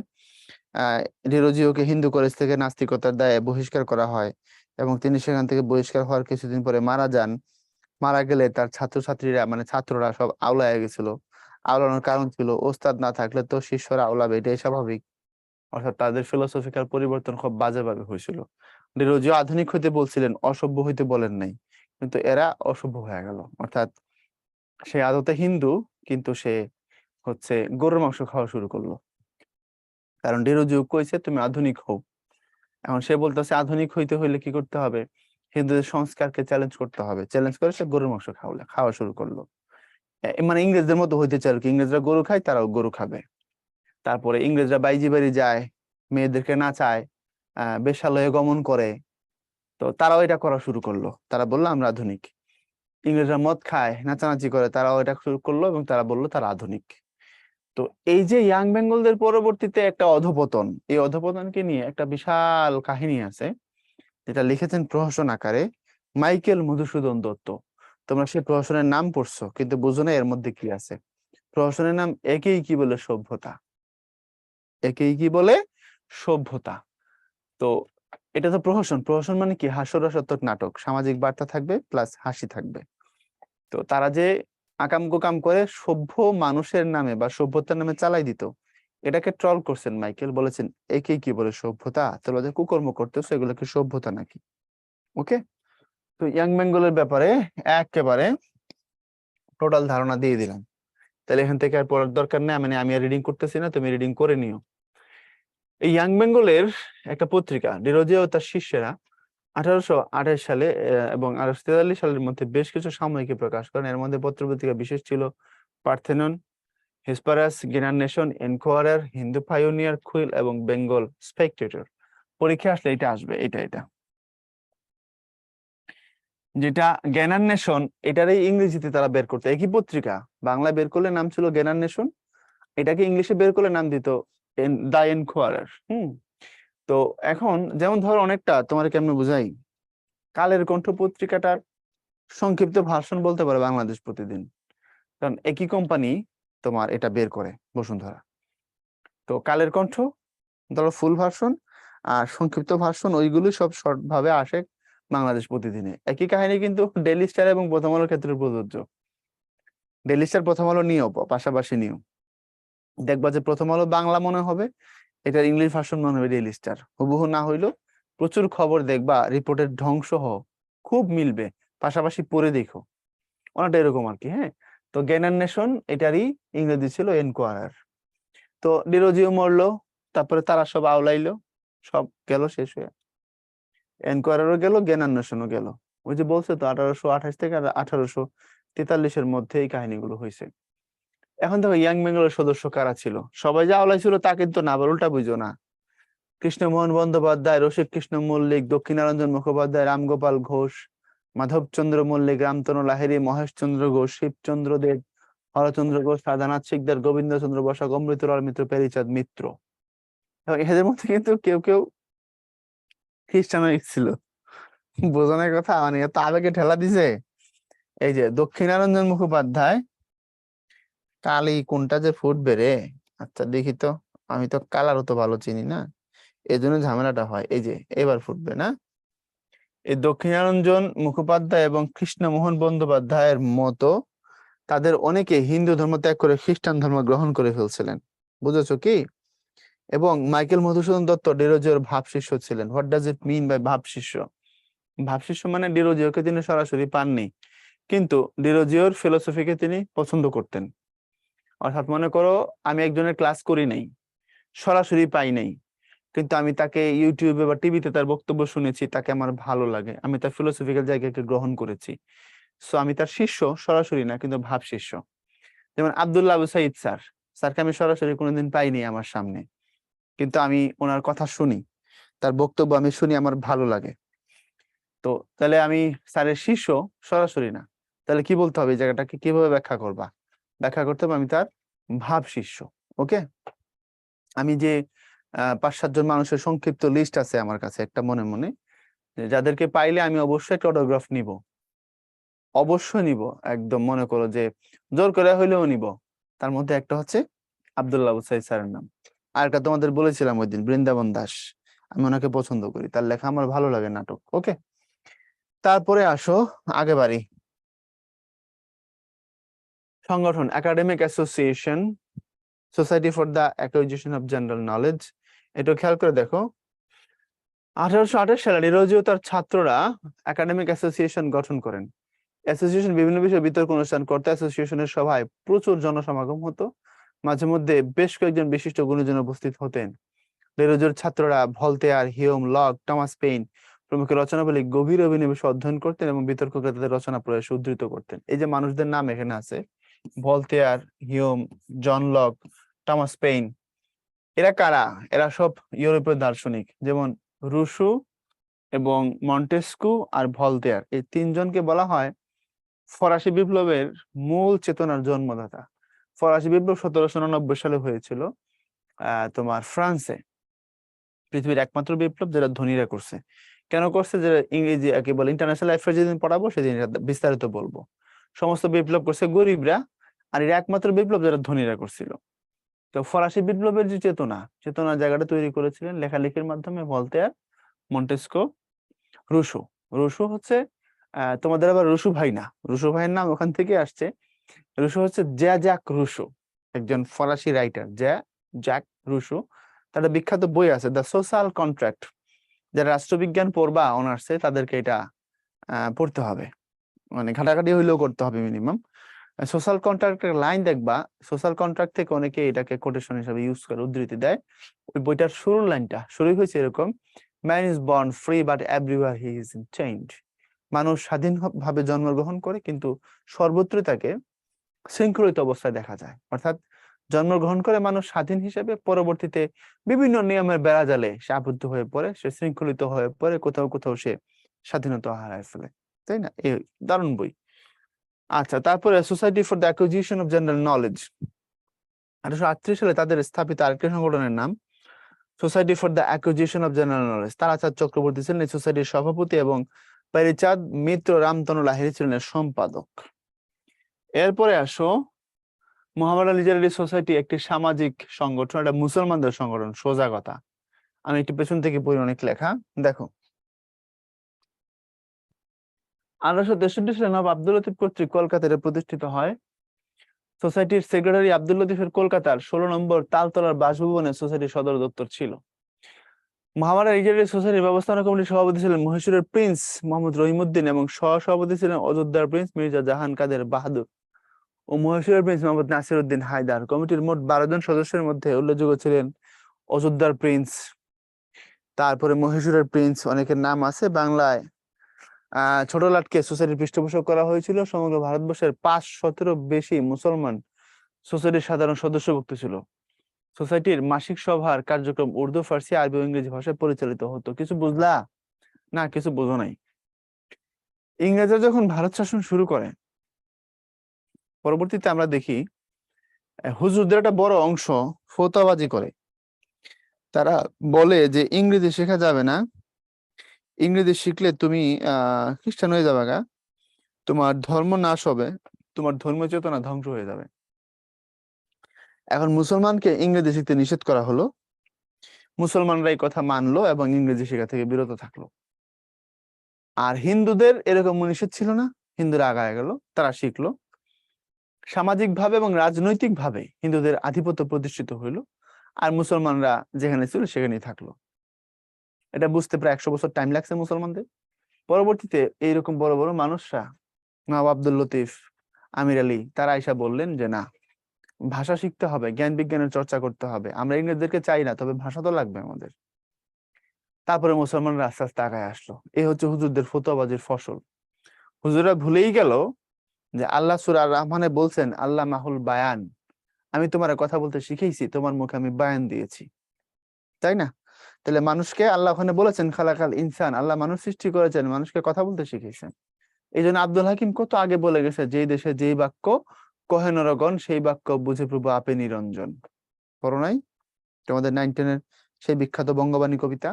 যেই দেশে যেই বাক্যই মানুষ বলে না কেন, সেই বাক্য আল্লাহ বোঝেন, কারণ আল্লাহ তো মানুষের মুখে ভাষা দিয়েছেন।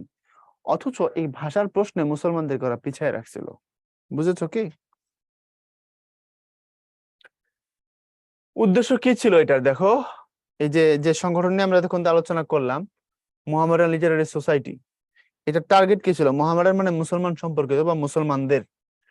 উদ্দেশ্য ছিল মুসলমানদের ইংরেজি ভাষার মাধ্যমে আধুনিক পাশ্চাত্য শিক্ষায় শিক্ষিত করা এবং সামাজিক আচরণ আদান প্রদানে শিক্ষিত হিন্দু ও ইংরেজদের সমকক্ষ করে তোলাই ছিল এই সোসাইটি প্রতিষ্ঠার উদ্দেশ্য। ক্লিয়ার? এরপরে বঙ্গীয় মুসলিম সাহিত্য সমাজ। ভাই এখান থেকে হুবহু প্রশ্ন আসে বিভিন্ন জায়গায়। এটা কেন হয়েছিল? ঘটনা ঘটছিল কিন্তু অনেক পরে।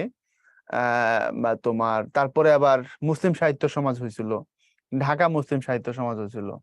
তো এই বঙ্গীয় মুসলিম সাহিত্য সমাজ এবং ঢাকা মুসলিম সাহিত্য সমাজ কেন হয়েছিল আমি দুইটা লাইন পড়ি তারপর বুঝাই দিচ্ছি। বঙ্গীয় মুসলিম সাহিত্য সমিতি কলকাতায় অবস্থানরত মুসলমান ছাত্রদের গঠিত একটি সাহিত্য সংগঠন। এর প্রতিষ্ঠাতাদের অন্যতম ছিলেন ডক্টর মোহাম্মদ শহীদুল্লাহ, মোহাম্মদ মোজাম্মেল হক, কাজী ইমদাদুল হক, মৌলানা আকরাম খাঁ, মৌলভী আব্দুল করিম, কবরের মুজফর আহমদ সহ আরো অনেকে। বাংলা মুসলমানের নিজস্ব সাহিত্য প্রতিষ্ঠান গঠনের উদ্দেশ্যে জাতীয় মঙ্গলের কবি ভোলার মুজাম্মেল হকের আহ্বানে 1911 সালের 4 মে কলকাতার 9 নম্বর অ্যান্টনি বাগানে এই সমিতি গঠনের প্রস্তাব গৃহীত হয়। 1899 সালে প্রতিষ্ঠিত বঙ্গীয় সাহিত্য বিষয় নিয়ে মুসলমান সমিতি তখন এতে একীভূত হয়। বিষয়টা কি? বিষয়টা হচ্ছে দেখো, এটা প্রতিষ্ঠিত হয়েছে 1911 সালের 4 মে, আর 19 জানুয়ারি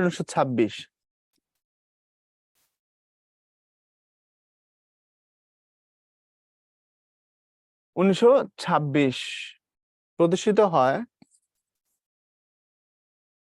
ঢাকা মুসলিম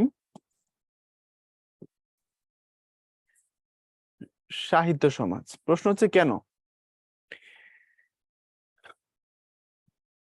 মুসলমানদেরকে জ্ঞান বিজ্ঞানে, সাহিত্য শিক্ষায় বা সাহিত্যের সেবায় সম্পৃক্ত করা ছিল এই সংগঠনটার উদ্দেশ্য, এটা আমরা বুঝতে পারছি। পরবর্তীতে আবার দেখা গেল যে বাংলা ভাষা ও সাহিত্যের চর্চা কলকাতা কেন্দ্রিকই রয়ে গেছে। তার কারণ হলো যে আমরা দেখি 1907 সালে, অর্থাৎ 1911 সালের কত 4 বছর আগে যে চর্যাপদ আবিষ্কার করা হয় 16 সালে, সেটার প্রকাশ হয় ঘুরায় ফিরে কলকাতা কেন্দ্রিকই সমস্ত চর্চা বাংলা ভাষা ও সাহিত্যের। তো তাহলে আমরা পূর্ববঙ্গের যে এত এত মানুষ, এত বিশাল বাঙালি, তাহলে আমরা কি করছি? তখন 26 সালে কাজী আব্দুল ওদুদ, কাজী মোতার হোসেন চৌধুরী, আবুল ফজল, আবুল হাসান, আরেকজন আছেন আবুল হোসেন, এরকম বিখ্যাত কিছু মানুষ, তারা মিলে ঢাকায় প্রতিষ্ঠা করলেন ঢাকা মুসলিম সাহিত্য সমাজ, যেখান থেকে পরবর্তীতে প্রকাশিত হইতো শিখা নামের একটা পত্রিকা। এবং শিক্ষা পত্রিকার প্রতি সংখ্যা একটা স্লোগান লেখা থাকতো। স্লোগানটা হচ্ছে জ্ঞান যেখানে সীমাবদ্ধ, বুদ্ধি সেখানে আড়ষ্ট, মুক্তি সেখানে অসম্ভব। অর্থাৎ তোমার যদি সীমাবদ্ধ জ্ঞান থাকে, বুদ্ধি আড়ষ্ট হবে, তার মধ্যে জড়তা থাকবে এবং এর দ্বারা মুক্তি আসবে না। বুঝছো? পরবর্তীতে এটা ঢাকা কেন্দ্রিক বাংলা ভাষা সাহিত্য গবেষণার জন্য, চর্চার জন্য প্রতিষ্ঠা করা হয়। বুঝছো কি ব্যাপারটা? তো এই স্লোগানটা দেখো অনেক বেশি ওয়েট কিন্তু আছে এই কথাটার মধ্যে। জ্ঞান যেখানে সীমাবদ্ধ, বুদ্ধি সেখানে আড়ষ্ট, আর মুক্তি সেখানে অসম্ভব। অসাধারণ কথা না? সীমাবদ্ধ জ্ঞানে বুদ্ধি আড়ষ্ট হয় আর সেটার দ্বারা মুক্তি আসে না। এই ছিল। ওকে, তারপরে একটু দেখো এরপরে অংশগুলো একটু কথা বলি। এটা তো বললাম। এরপরে তোমার হচ্ছে বঙ্গীয় মুসলিম সাহিত্য সমাজের ঢাকা অংশটা, এটা 19 জানুয়ারি 1926 ঢাকা ইন্টারমিডিয়েট কলেজ বা ঢাকা বিশ্ববিদ্যালয়ে কয়েকজন যুক্তিবাদী প্রগতিশীল শিক্ষক ও ছাত্রের উদ্যোগে প্রতিষ্ঠিত হয় সাহিত্য ও সাংস্কৃতিক সংগঠন। ঢাকা বিশ্ববিদ্যালয়ের মুসলিম হল ইউনিয়ন কক্ষে বাংলা ও সাংস্কৃতিক বিভাগের অধ্যাপক ডক্টর মোহাম্মদ শহীদুল্লাহ সভাপতিত্বে প্রতিষ্ঠিত হয়। পরবর্তীতে এর নাম হয় মুসলিম সাহিত্য সমাজ। স্লোগান কি? জ্ঞান যেখানে সীমাবদ্ধ, বুদ্ধি সেখানে আড়ষ্ট, মুক্তি সেখানে অসম্ভব। অবদান বুদ্ধির মুক্তি আন্দোলনের সূত্রপাতকারী, এবং এদের তোমার হচ্ছে মুখপত্র ছিল শিখা, 1987 পত্রিকা। আর পত্রিকার প্রচ্ছদে সংগঠনের স্লোগান এবং অগ্নিশিখা ছিল। শিখা পত্রিকার প্রথম সম্পাদক ও প্রধান উদ্যোক্তা আবুল হোসেন, যিনি কথা তোমাদের আবুল হোসেনের কথা তোমাদের কিছুক্ষণ আগে বলছি। আবুল হোসেন একজন, আবুল হোসেন একজন, আবুল হাসান আরেকজন। অর্থাৎ এটা একজনের নাম, আরেকজন আছে আবুল হোসেন, উপরটা তো হোসেন, এটা হোসেন, আরেকজন আছে আবুল হাসান।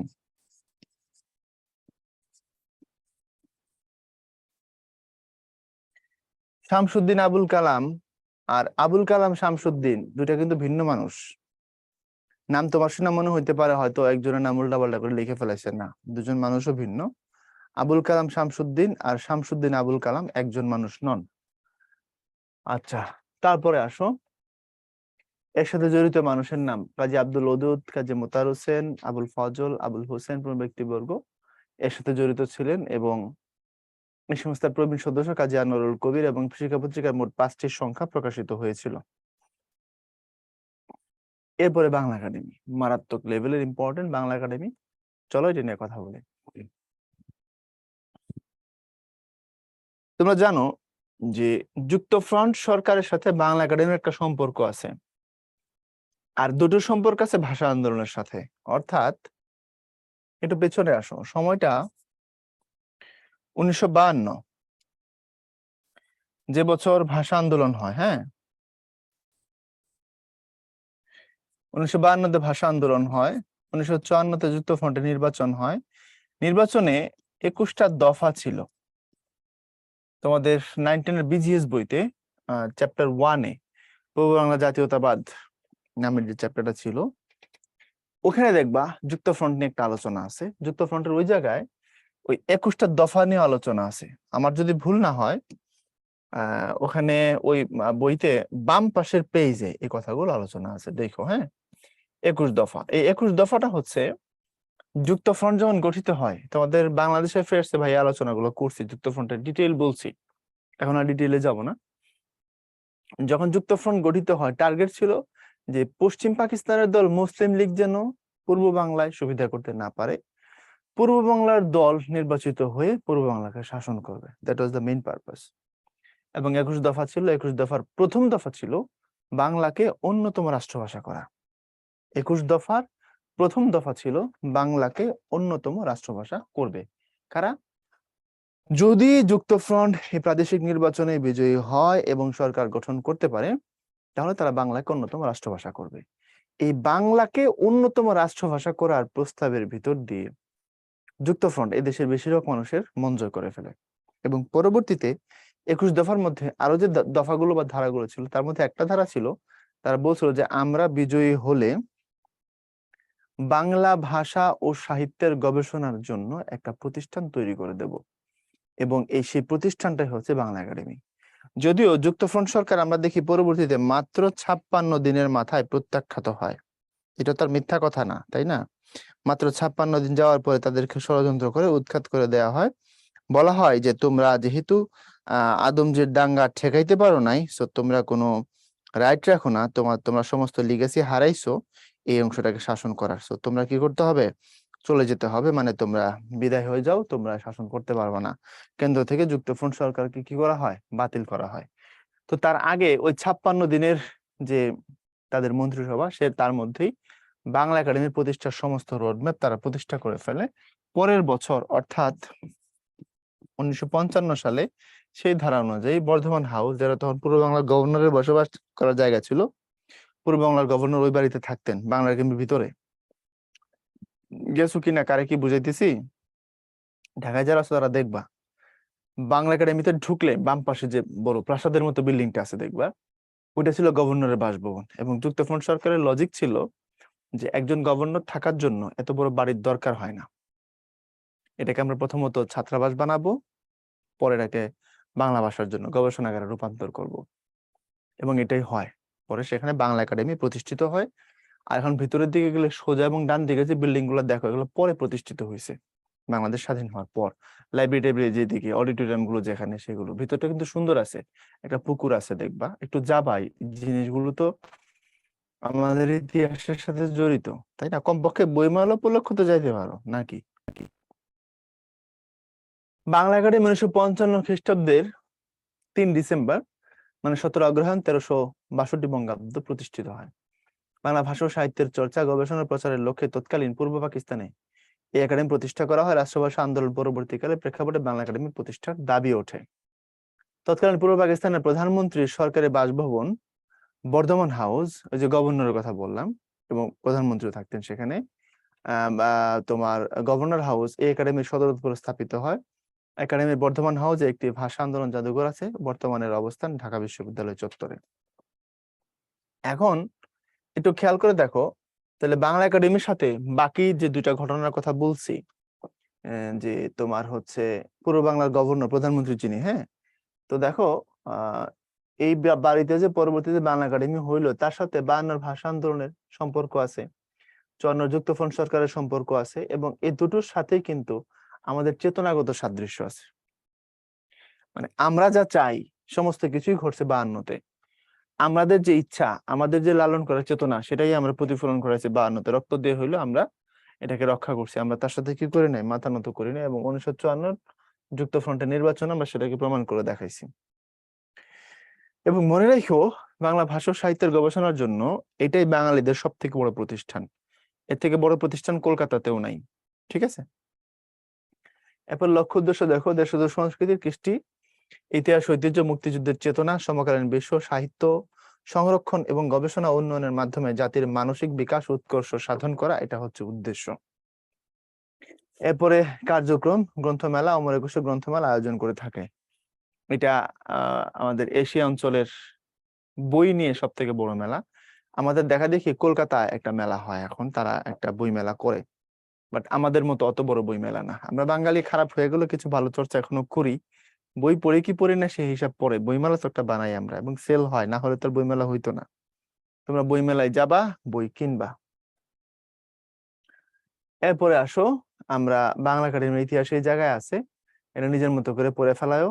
এবং আমি যে তোমাদের বলছিলাম একটু মিলায় দেখো, 1953 সালের 13 নভেম্বর যুক্তফ্রন্ট গঠিত হলে শিক্ষামন্ত্রী সৈয়দ আজিজুল হক নির্দেশ দেন, মানে যুক্তফ্রন্ট যে বছর তৈরি হয়েছে, নির্বাচন তো হচ্ছে পরের বছর, প্রধানমন্ত্রী বর্ধমান হাউসের বদলে অপেক্ষাকৃত কম বিলাসের বাড়িতে অবস্থান নির্দিষ্ট করিবেন, এবং বর্ধমান হাউসকে আপাতত ছাত্রাবাস ও পরে বাংলা ভাষার গবেষণাগারে পরিণত করা হইবে। দেখো কি কলিজা ছিল তখনকার মানুষগুলোর, দারুণ না ব্যাপারটা? পূর্ব বাংলার প্রধানমন্ত্রী যেখানে থাকে, এর আগে গভর্নরের হাউস ছিল এটা, তো গভর্নরের হাউসে প্রধানমন্ত্রীর যে বাসভবন, সেটা বলছে এর থেকে কম বিলাসের বাড়িতে থাকলেও প্রধানমন্ত্রীর চলো, অত বড় বাড়ি তার দরকার নাই, এবং এটাকে প্রথমে আমরা বানাবো হোস্টেল, পরে বানাবো বাংলা ভাষার গবেষণাগার। তাহলে এটা কলিজার কথা। কিন্তু অবশেষে 55 সালের 3 ডিসেম্বর পূর্ব পাকিস্তানের প্রধানমন্ত্রী আবু হোসেন সরকার উদ্বোধন করেন বাংলা একাডেমি। That's it. এরপরে আসো, আমরা এখানে বাংলা একাডেমি সম্পর্কিত প্রচুর তথ্য দিছি, আশা করি এগুলো তুমি একবার দুইবার করে রিডিং করলে হয়ে যাবে। তারপরেও যে জায়গাগুলোতে তোমার দরকার আছে সেগুলো ভাইয়া টাচ করে দেবো, কোনো অসুবিধা নাই। কারণ বাংলা একাডেমি এবং তৎপরবর্তী সাংগঠনিক কাঠামো, এখান থেকে পরীক্ষা আসে, পুরস্কার প্রদান, বাংলা একাডেমি সাহিত্য পুরস্কার, এখান থেকে যে অভিধানগুলো আসছে সেই অভিধানগুলো, এশিয়াটিক সোসাইটি। সুতরাং এই প্রতিষ্ঠান যেগুলো আছে, গবেষণাধর্মী প্রতিষ্ঠান, যেগুলো আমাদের চেতনাগত তোমার স্তম্ভ বলতে পারো, সেগুলো তোমাকে জানতেই হবে, তাই না? দেখো, বাংলা একাডেমির প্রথম সচিব মোহাম্মদ বরকতুল্লাহ, তার পদবি ছিল স্পেশাল অফিসার।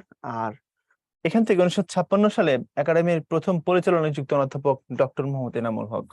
তাহলে পরীক্ষায় যদি প্রশ্ন হয় বাংলা একাডেমির প্রথম পরিচালক কে ছিলেন, অধ্যাপক ডক্টর মোহাম্মদ এনামুল হক। আচ্ছা, তারপরে দেখো, বাংলা একাডেমির প্রথম সভাপতি মৌলানা আকরাম খাঁ। তাহলে প্রথম পরিচালকের কথা যদি বলে তাহলে অবশ্যই হবে মোহাম্মদ এনামুল হক, এবং প্রথম সভাপতির কথা যদি বলে হবে মৌলানা আকরম খাঁ। আকরাম না, কিন্তু আকরম। বাংলা একাডেমির প্রথম প্রকাশিত বই আহমদ শরীফ সম্পাদিত দৌলত উজির বাহারাম খান রচিত লাইলি মজনু। এই লাইলি মজনু একটা অনুবাদ সাহিত্য, মধ্যযুগের সাহিত্য নিয়ে তোমাদের কথা বলছি, প্রচুর অনুবাদের বই আছে ওখানে। তো লাইলি মজনু নিজামি গঞ্জবি, একজন ফার্সি কবি, ইরানের কবি, তার লেখা লাইলা ওয়া মাজনুন নামের একটা বই, ওটাকে বাংলায় অনুবাদ করেছিলেন দৌলত উজির বাহারাম খান, নাম দিয়েছিলেন লাইলি মজনু। এই দৌলত উজির বাহারাম খান সম্বন্ধে আরাকান রাজসভার আলোচনায় আমরা একটু একটু বলছি, দেখে নিও।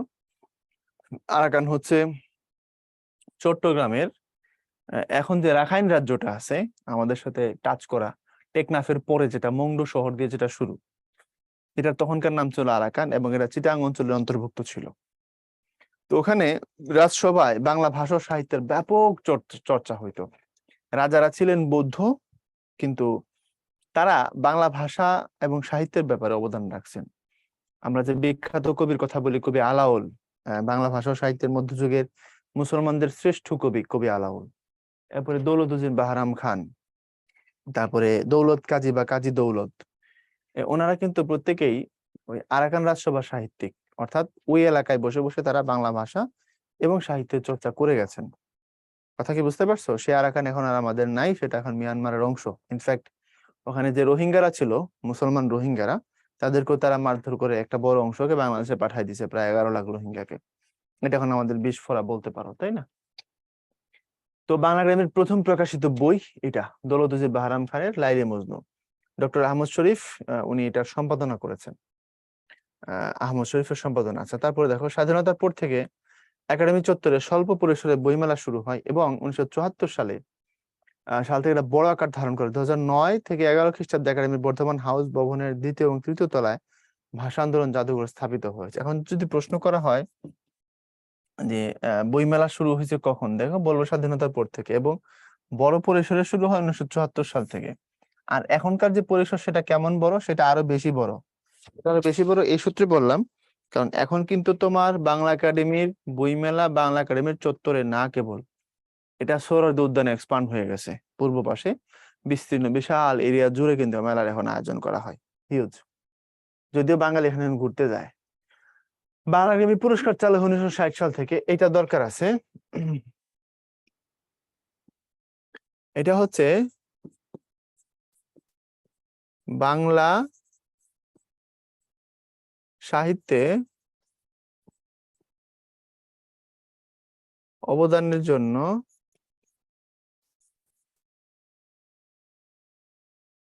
বাংলাদেশের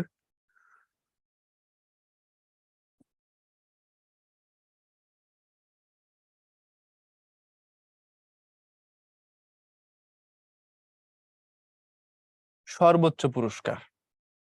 বাংলা সাহিত্যে গবেষণার জন্য বা বাংলা সাহিত্যে অবদানের জন্য সর্বোচ্চ পুরস্কার হচ্ছে আমাদের দেশের সর্বোচ্চ পুরস্কার বাংলা একাডেমি পুরস্কার। এখন অনেকে প্রশ্ন করবে, তাহলে ভাই 21 পদক, হ্যাঁ 21 পদক তো সম্মানিত পুরস্কার ডেফিনেটলি, কিন্তু এর থেকেও বেশি সম্মানিত বা বড় পুরস্কার হচ্ছে বাংলা একাডেমি পুরস্কার। ওকে, এরপর বাংলা একাডেমির প্রথম মহিলা মহাপরিচালক যিনি,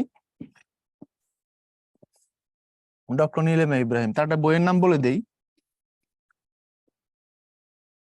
আমি বীরাঙ্গনা বলছি। এটা পরীক্ষায় আসতে পারে, বহুবার আসছে বিভিন্ন জায়গায়। আমি বীরাঙ্গনা বলছি। 1971 সালে নির্যাতিত হওয়া, পাশবিক নির্যাতনের শিকার হওয়া, ধর্ষিত হওয়া কয়েকজন মহিলার আত্মকথন হচ্ছে এই বইটা, ওনার লেখা বই আমি বীরাঙ্গনা বলছি। মনে থাকবে? তোমরা চাইলে এই বইটা পড়তে পারো, তবে যদি না পড়ো অ্যাটলিস্ট আধা ঘন্টা সময় দিয়ে ইউটিউবে এটার রিসাইট আছে, এটার আবৃত্তি আছে, বা পড়ে শোনায়, এটা একটু তোমরা শুনতে পারো।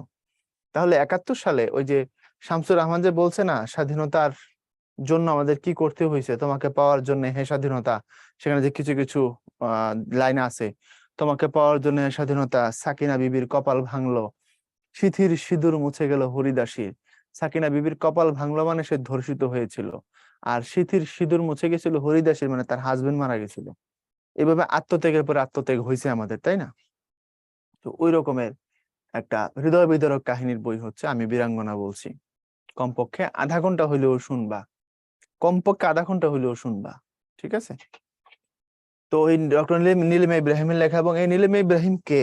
উনি কিন্তু মূলত হিন্দু ছিলেন। ওনার নাম নীলিমা রায় চৌধুরী, অরিজিনাল নাম নীলিমা রায় চৌধুরী, এবং ওনার বাড়ি বাগেরহাটে। একজন ডাক্তার, ডক্টর ইব্রাহিম, ওনাকে বিয়ে করার পরে ওনার নাম চেঞ্জ হয়ে যায় ডক্টর নীলিমা ইব্রাহিম। নীলিমা রায় চৌধুরী থেকে নীলিমা ইব্রাহিম হয়ে যান তিনি। এবং ডাক্তার ইব্রাহিম তোমরা চিনো, নিশ্চয়ই চিনো, চিনাই দিলেই চিনবা। বারডেম হসপিটাল আছে না, বারডেম, এই বারডেমের যিনি প্রতিষ্ঠাতা ডাক্তার ইব্রাহিম। ওকে, তারপরে আসো সাংগঠনিক কাঠামো।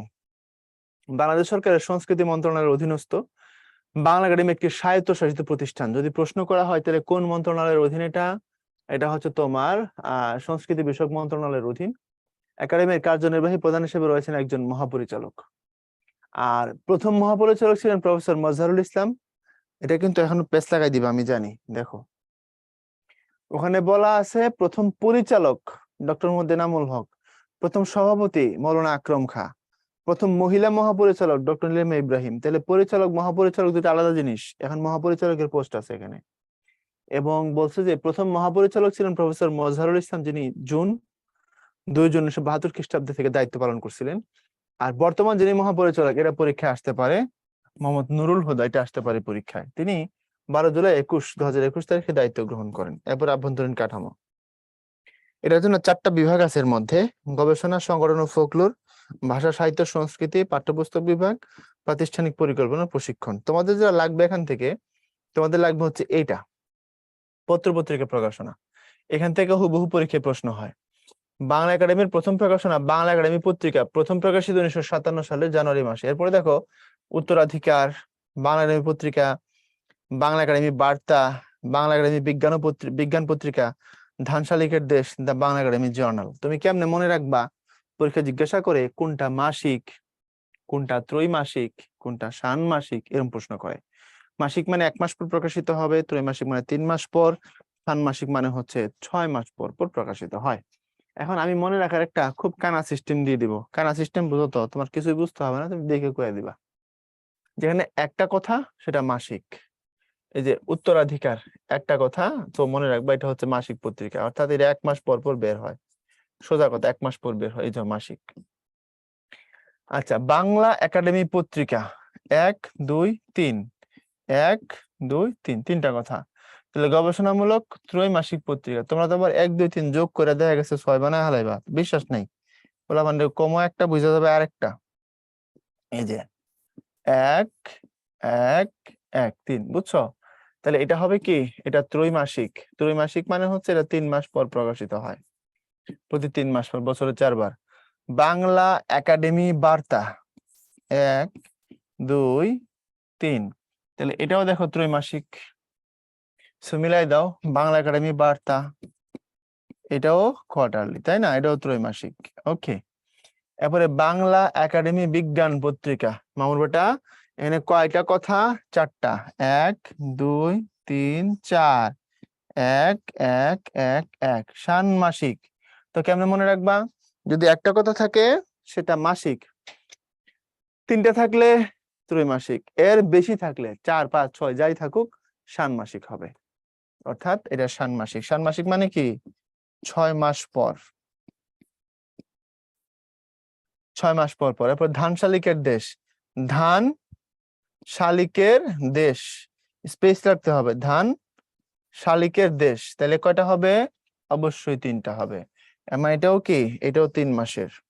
এরপরে দা বাংলা একাডেমি জার্নাল, দা বাংলা একাডেমি জার্নাল 4টা, মানে এটা হচ্ছে ষান্মাসিক। ক্লিয়ার কথাটা? এটা পরীক্ষায় আসলে আশা করি তোমাদের আর প্রবলেম হওয়ার কথা না।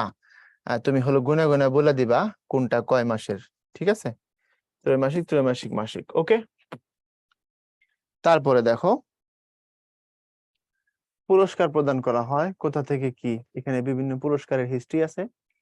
বাংলা একাডেমি সাহিত্য পুরস্কার বাংলা ভাষার অন্যতম মর্যাদাপূর্ণ সাহিত্য পুরস্কার।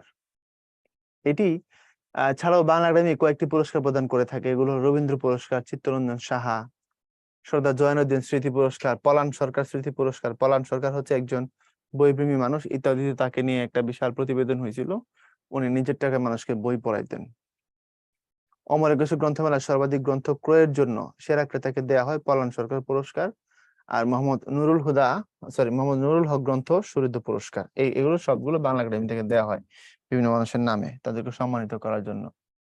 এরপরে বাংলা একাডেমি সাহিত্য পুরস্কার শাসির প্রবর্তন করা হয়। বাংলা সাহিত্যের ক্ষেত্রে গুরুত্বপূর্ণ অবদানের জন্য এই পুরস্কার প্রদান করা হয়। এরপরে সবচেয়ে কম বয়সে বাংলা একাডেমি পুরস্কার পাইছেন যিনি, তিনি সৈয়দ শামসুল হক। আমার যদি ভুল না হয়, তিনি 29 বছর বয়সে পুরস্কার পাইছেন। বাংলা ভাষা সাহিত্যের বড় বড় সাহিত্যিকদের প্রায় সবাই বাংলা একাডেমি পুরস্কার পাইছেন, কিন্তু সব থেকে কম বয়সে পাওয়া যিনি, তিনি সৈয়দ শামসুল হক, 29 বছর বয়সে।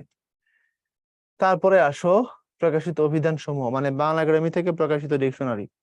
একটু আমি ক্যামেরার বাইরে থেকে বলি, ছকটা যেন তোমার বুঝতে সুবিধা হয়। দেখো, প্রথমটা হচ্ছে বাংলা ভাষার যে আমাদের যে আঞ্চলিক ভাষা আছে, বাংলাদেশের আঞ্চলিক ভাষার অভিধান, ডক্টর মোহাম্মদ শহীদুল্লাহ লেখা, উনি এটা তৈরি করছেন। এখন আঞ্চলিক ভাষার অভিধানটা খুব ম্যাসিভ লেভেলের কাজ।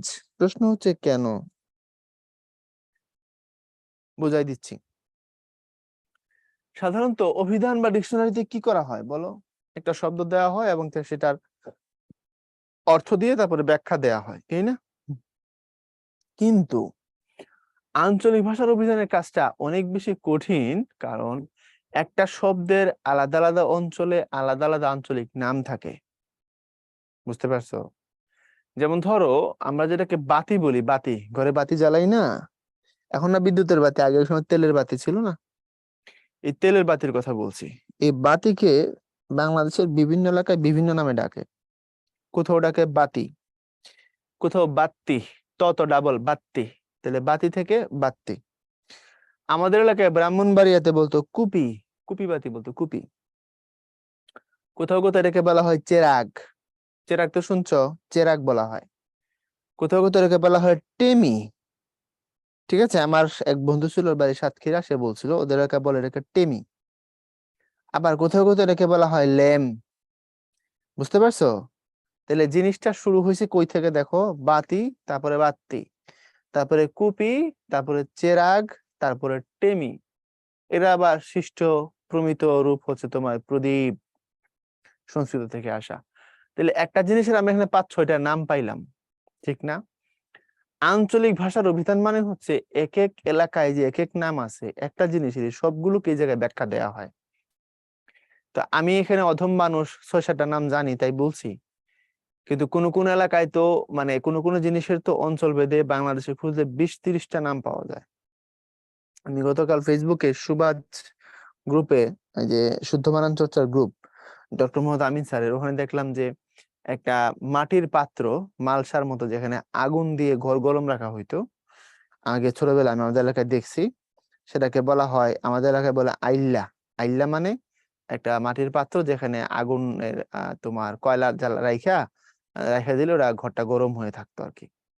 তো বলছে এটার আঞ্চলিক এলাকায়, বিভিন্ন এলাকায় এটাকে কি নামে ডাকে, এটার প্রমিত নাম উনি স্যার দেখলাম লিখছে আয়লা, আর আমাদের এলাকায় আইল্লা, চিটাঙ্গা উচ্চারণ এটা। এরপরে দেখলাম ওখানে বিভিন্ন এলাকার মানুষ কমেন্টে লিখছে অন্তত 30টা নাম পড়ছি আমি, বিভিন্ন এলাকার মিনিমাম 30টা নাম আছে ওই জায়গায়। অর্থাৎ কে কি নাম এটাকে ডাকে, প্রত্যেকে তার তার এলাকার নাম হিসাবে এগুলো লিখছে। তো ডক্টর মোহাম্মদ শহীদুল্লাহ যে ম্যাসিভ কাজটা করছেন, এবার কি বুঝছো কেমন কাজ করছেন উনি? একটা শব্দের এত আঞ্চলিক রূপ আছে, এত আঞ্চলিক নাম আছে, তার নামের এতগুলো রূপ আছে, এগুলোকে তিনি একত্র করে অভিধান বানায় ফেলছেন। তাহলে এই অভিধানটা লেখার জন্য কেমন নলেজের দরকার হয় আশা করে নতুন করে আর বলতে হবে না। বাংলা ভাষা ও সাহিত্যের জন্য ডক্টর মোহাম্মদ শহীদুল্লাহ এক বিস্ময়, শুধু বিস্ময় না, শুধু বিস্ময় না, বিস্ময়েরও বিস্ময় ডক্টর মোহাম্মদ শহীদুল্লাহ।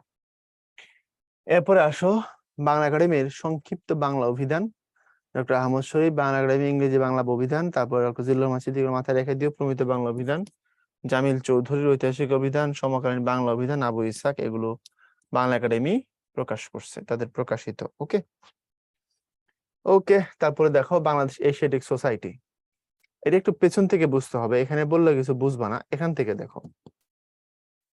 এশিয়ার মানুষের প্রকৃতি নিয়ে গবেষণার জন্য 1784 সালে 15 জানুয়ারি তৎকালীন কলকাতা হাইকোর্টের বিচারপতি sir William Jones the Asiatic society নামে একটি সংস্থা প্রতিষ্ঠা করেন 1784 সালে। দেখো অবাক লাগে শুনলে, তো এরা পৃথিবী শাসন করবে নাকি আমরা পৃথিবী শাসন করব? তাদের সাথে আমাদের চিন্তার পার্থক্য দেখো, যোজন যোজন পার্থক্য, তারা কই আর আমরা কই।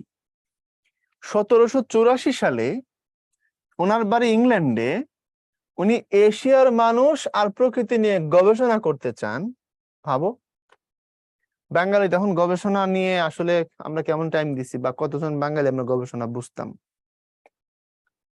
তো উনি এশিয়ার মানুষ, তার কত টাইম, কত তেল, এশিয়ার মানুষের প্রকৃতি নিয়ে গবেষণার জন্য 1784 সালের 15 জানুয়ারি উনি কলকাতা হাইকোর্টের বিচারপতি ছিলেন স্যার উইলিয়াম জোন্স প্রতিষ্ঠা করেছিলেন দ্য এশিয়াটিক সোসাইটি।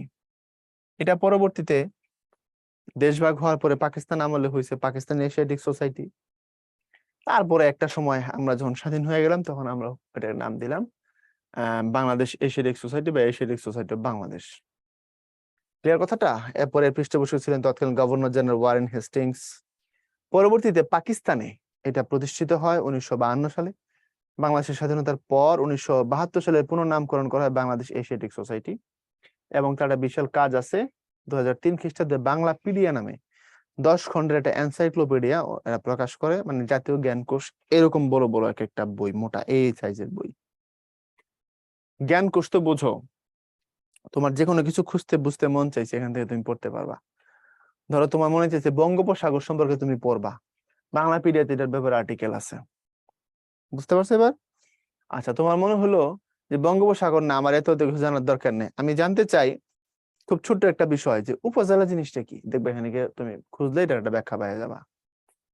তারপরে ধরো তুমি অনেক সময় মনে হলো খুব অদ্ভুত একটা জিনিস তুমি বুঝতে চাইতেছো যে মাটিকে কেন বেলে মাটি বলা হয়, দেখবে ওই জায়গায় এটার ব্যাপারটা তুমি ফিচার পাবা। অর্থাৎ জ্ঞানকোষ মানে জ্ঞানকোষ, সোজা কথা, বাংলা ভাষায় লেখা আর কি, উইকিপিডিয়ার মতো, নাম হয়েছে বাংলাপিডিয়া। এবং সম্পাদক ইসলাম অধ্যাপক ডক্টর সিরাজুল ইসলাম, কত বড় জ্ঞানী মানুষ তিনি। তো এখন দেখো, এটা এখন নাম হচ্ছে বাংলাদেশের, আমাদের এখন এশিয়াটিক সোসাইটি অফ বাংলাদেশ, 1972 খ্রিস্টাব্দে নামকরণ করা হয় এটা। আর 52 খ্রিস্টাব্দে এশিয়াটিক সোসাইটি অফ পাকিস্তান নামে এটা প্রতিষ্ঠিত হয়েছিল। এটা কোথায়? এটা জায়গাটা হচ্ছে, লোকেশনটা হচ্ছে ফুলবাড়িয়া, গুলিস্তান। গুলিস্তান শুনলে আমাদের মনে হয় এখানে ভালো কোনো জিনিস নাই, ঠিক না? মানে কোনো ভালো জিনিস যেন গুলিস্তানে মানায় না, আমাদের এটা মাথার মধ্যে ঢুকে পড়ে। গুলিস্তান মানে বাটপার, পচা নর্দমা, খারাপ মানুষ ওই জায়গায়, এটা মনে হয়। কিন্তু এমনটা ভাইবো না। গুলিস্তান নামটার অর্থ বুঝছো? গুলিস্তান নামের তো ফুল বাগান, বুঝছো? গুল মানে হচ্ছে ফুল, গুলিস্তান মানে ফুল বাগান।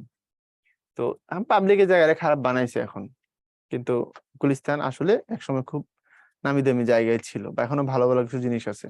সচিবালয় তো গুলিস্তানের সাথে পাশে, মানে সচিবালয়ের সবথেকে ঘনিষ্ঠ প্রতিবেশী হচ্ছে গুলিস্তান। আর সচিবালয়ের দক্ষিণে মানে ফুলবাড়িয়া বঙ্গ মার্কেটটা আছে না, ওখান থেকে একটু পশ্চিম দিক গেলে, আর সোজা করে বলে দিই, এত পেছানোর দরকার নেই, অমর একুশে হল, যেখানে এখন ঢাকা বিশ্ববিদ্যালয়ের একটা হল আছে, নাম হচ্ছে অমর একুশে হল। এই অমর একুশে হলের পাশে, অর্থাৎ লাগোয়া আর কি, অমর একুশে হল আর এশিয়াটিক সোসাইটি লাগোয়া, পাশাপাশি। ওই যে ঢাকা মেডিকেলের যে বার্ন ইউনিট আছে, এটার থেকে একটু পূব দিকে আইসা উত্তর পাশে।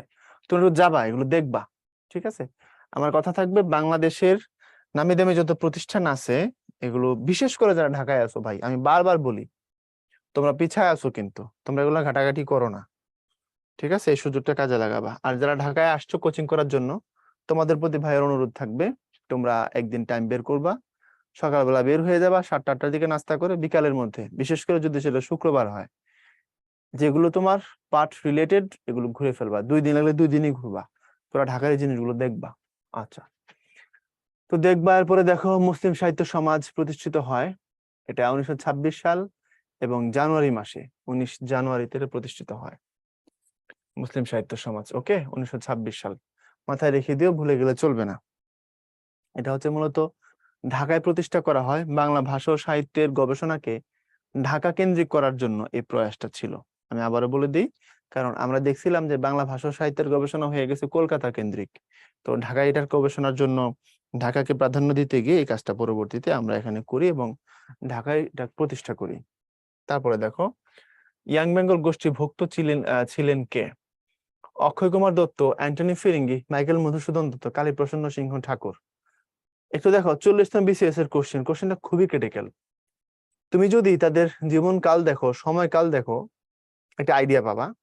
আবার দেখবা যে কিছু কিছু সময়কাল ইয়াং বেঙ্গলের সাথে মিলে যাবে, কিন্তু তারা ইয়াং বেঙ্গল ছিলেন না। ওই একই সময়ে বর্তমান, ধরো আমি এখন যে টাইমে পড়াচ্ছি বাংলাদেশে, এই টাইমে ধরো একটা সংগঠন আছে, কোন একটা সংগঠন, এবং আমার মতো অনেকেই ওই সংগঠনের ধরো মেম্বার, বাট আমি মেম্বার না। তো সময়কাল মিললে অনেক সময় উত্তর মিলবে না। তো উত্তর এখান থেকে হচ্ছে মাইকেল মধুসূদন দত্ত। প্রশ্ন হচ্ছে কেন? তোমাদেরকে বলছিলাম যে দেখো, মাইকেলের জন্ম কখন? 1824-এ। মারা গেছেন কখন? 1873-এ। তো ডিরোজিও তো 1831 সালে মারাই গেছে, অর্থাৎ মাইকেল তখন ছেলেবেলা, 7-8 বছর বয়স, তখন ডিরোজিও মারা গেছে। তো মাইকেলের যখন 7-8 বছর বয়স, তখন ডিরোজিও যদি মারা যায়, তাহলে ডিরোজিওর শিষ্য কি করে হয় মাইকেল? কি করে তিনি ইয়াং বেঙ্গলের গোষ্ঠীভুক্ত হন? এই গোষ্ঠীভুক্ত হওয়ার চান্স কি? উত্তরটার এথিক্সটা হচ্ছে, মাইকেল ছিলেন ইয়াং বেঙ্গলের গোষ্ঠীভুক্ত ওই অর্থে তিনি ছিলেন ডিরোজিওর ভাব শিষ্য। বুঝতে পারছো? উনি ডিরোজিওর কাছ থেকে সরাসরি পাঠ গ্রহণ করেননি, তবে ডিরোজিওর ভাবাদর্শ, ডিরোজিওর চিন্তা চেতনা তাকে প্রভাবিত করছিল। কারণ ডিরোজিও বলছিলেন, আস্তিকতা হোক নাস্তিকতা হোক, ভালো হোক খারাপ হোক, যা কিছুই তুমি বিশ্বাস বা অবিশ্বাস করো সেটা বুঝে করো, আন্দাজি না। আচ্ছা, এই যে ডিরোজিও কিছুটা প্রোটেস্ট্যান্ট টাইপের ছিলেন, মাইকেল অলসো। কারণ মাইকেল তো বাংলা সাহিত্যের প্রথম প্রথা বিরোধী লেখক, অর্থাৎ প্রচলিত ধারার বিরুদ্ধে প্রথা বিরোধী আধুনিক আচরণ করা আধুনিক লেখা মানুষ হচ্ছে মাইকেল। এই ভদ্রলোক তো ছিল হিন্দু। মধুসূদন দত্ত মানে সে হিন্দু না, ব্রাহ্মণের ছেলে, কিন্তু তার বয়স যখন 19, 1824 থেকে 34, 44, 20, 1843 সালে উনি খ্রিস্টান হয়ে যান। খ্রিস্টান হয়ে যাওয়ার পরে তার নামের সাথে যুক্ত হয় মাইকেল। আমি কি বুঝাইতে পারছি বিষয়টা? তো সব মিলে উনি যেহেতু ডিরোজিওর ভাবশিষ্য ছিলেন, জীবনকালের সাথে না মিললেও ওনার ছেলেবেলা ডিরোজিও মারা গিয়েছেন, তারপরে উত্তর এটাই। কারণ তিনি কি ছিলেন? ভাবশিষ্য ছিলেন এবং পরবর্তীতে ইয়াং বেঙ্গল গোষ্ঠীভুক্ত ছিলেন। তার থেকে বড় উত্তর হচ্ছে, উনি ইয়াং বেঙ্গলের অংশ হয়ে দেখলেন যে যারা নিজেদেরকে ইয়াং বেঙ্গল দাবি করে তারা আকাম কুকাম করে বেশি। তখন তাদেরকে তিনি ট্রল করে লিখছিলেন, একেই কি বলে সভ্যতা। ওকে, তারপরে আসো কে ফোর্ট উইলিয়াম কলেজের শিক্ষক ছিলেন। এখানে যাদের নাম তুমি দেখতে পাচ্ছ তার মধ্যে রামরাম বসু ফোর্ট উইলিয়াম কলেজের শিক্ষক ছিলেন, কারণ উনি ছিলেন কেরি সাহেবের মুন্সি। মুন্সি কথার অর্থ কি? আমরা তো গ্রামে ছোটবেলায় দেখছি হুজুরদেরকে মুন্সি বলে, মাদ্রাসায় যারা পড়ে টুকটাক তাদেরকে মুন্সি বলে। আমার এক চাচা আছে আমাদের গ্রামের বাড়িতে, আমার চাচা হয় সম্পর্কে। আমরা চাচার নাম, আমি নিজেও নাম জানি না এখন পর্যন্ত, মানে ছোটবেলা থেকে এত বেশি শুনছি মুন্সি কথাটা। হ্যাঁ, আমার আব্বার চাচাতো ভাই, আপন ভাই না, মুরব্বি হয়ে গেছে, সবাই মুন্সি মুন্সি বলে, আমিও জানি মুন্সি কাকা। বুঝছো? অর্থাৎ তিনি মাদ্রাসায় পড়ছেন, এই হলো কাহিনী। কিন্তু মুন্সি শব্দের অর্থ হচ্ছে যিনি শিক্ষক আর কি, টিচিং টিচিং যিনি দেন। তো মাদ্রাসার লোকেরা তো টিচিং ই দিত, ধর্মীয় শিক্ষা, সেখান থেকে তারা মুন্সি। ওকে, রাজা প্রতাপাদিত্য চরিত্র গ্রন্থটির প্রণেতাকে একটু আগে দেখাইছিলাম। আমাদের প্রতাপাদিত্য চরিত্র গ্রন্থের প্রণেতা হচ্ছে তোমার, এখানে উইলিয়াম কেরি তো দুইটা বই লিখছে। একটা বইয়ের নাম হচ্ছে তোমার ইতিহাসমালা, আর একটা হচ্ছে কথোপকথন। এই দুইটা বইয়ের বাইরে উইলিয়াম কেরি আর লিখে নাই। আর বাকিরা যারা আছে তাদের মধ্যে প্রতাপাদিত্য চরিত্র লিখছে হচ্ছে রামরাম বসু। আরেকটা বই আছে, বইয়ের নাম হচ্ছে লিপিমালা। হ্যাঁ, প্রতাপাদিত্য চরিত্র এটা। আরেকটা কি লিখেছেন তিনি? লিপি মালা। এরপরে দেখো পরের প্রশ্নটা, ইয়াং বেঙ্গল গোষ্ঠীর মুখপত্র রূপে কোন পত্রিকা প্রকাশিত হতো? জ্ঞানার নেশন, কারণ এটাকে আবার ইংরেজিতে দ্য এনকোয়ারার নামে প্রকাশিত হইতো। আর সংবাদ প্রভাকর খুব বিখ্যাত পত্রিকা ঈশ্বরচন্দ্র গুপ্ত।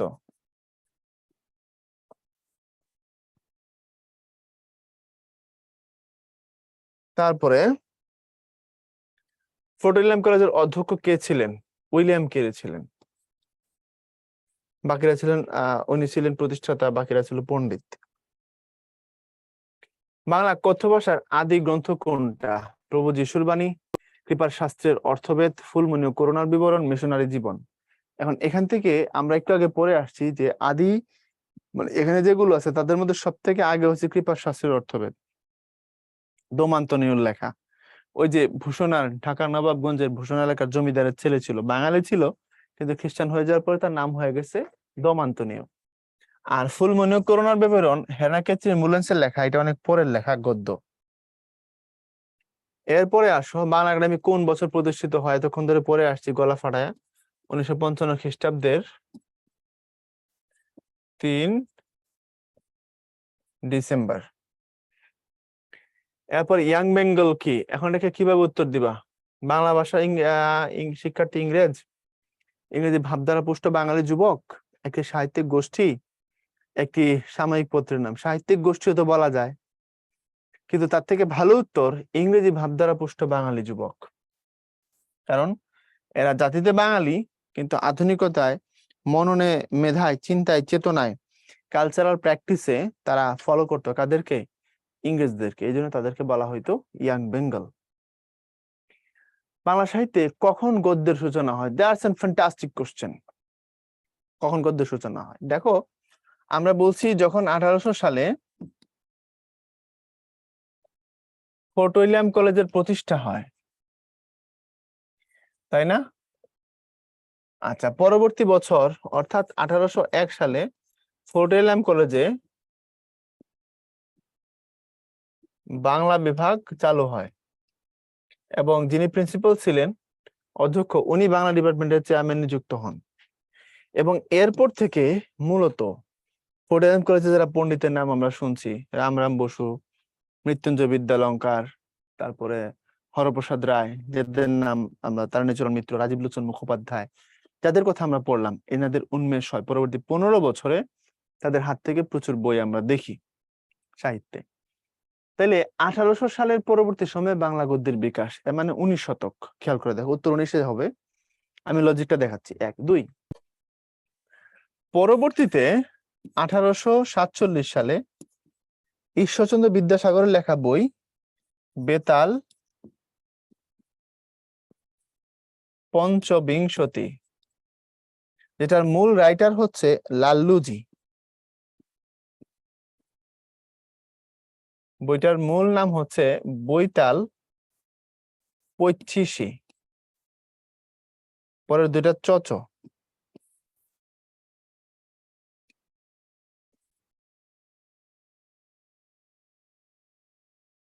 বৈতাল পঁচিশি।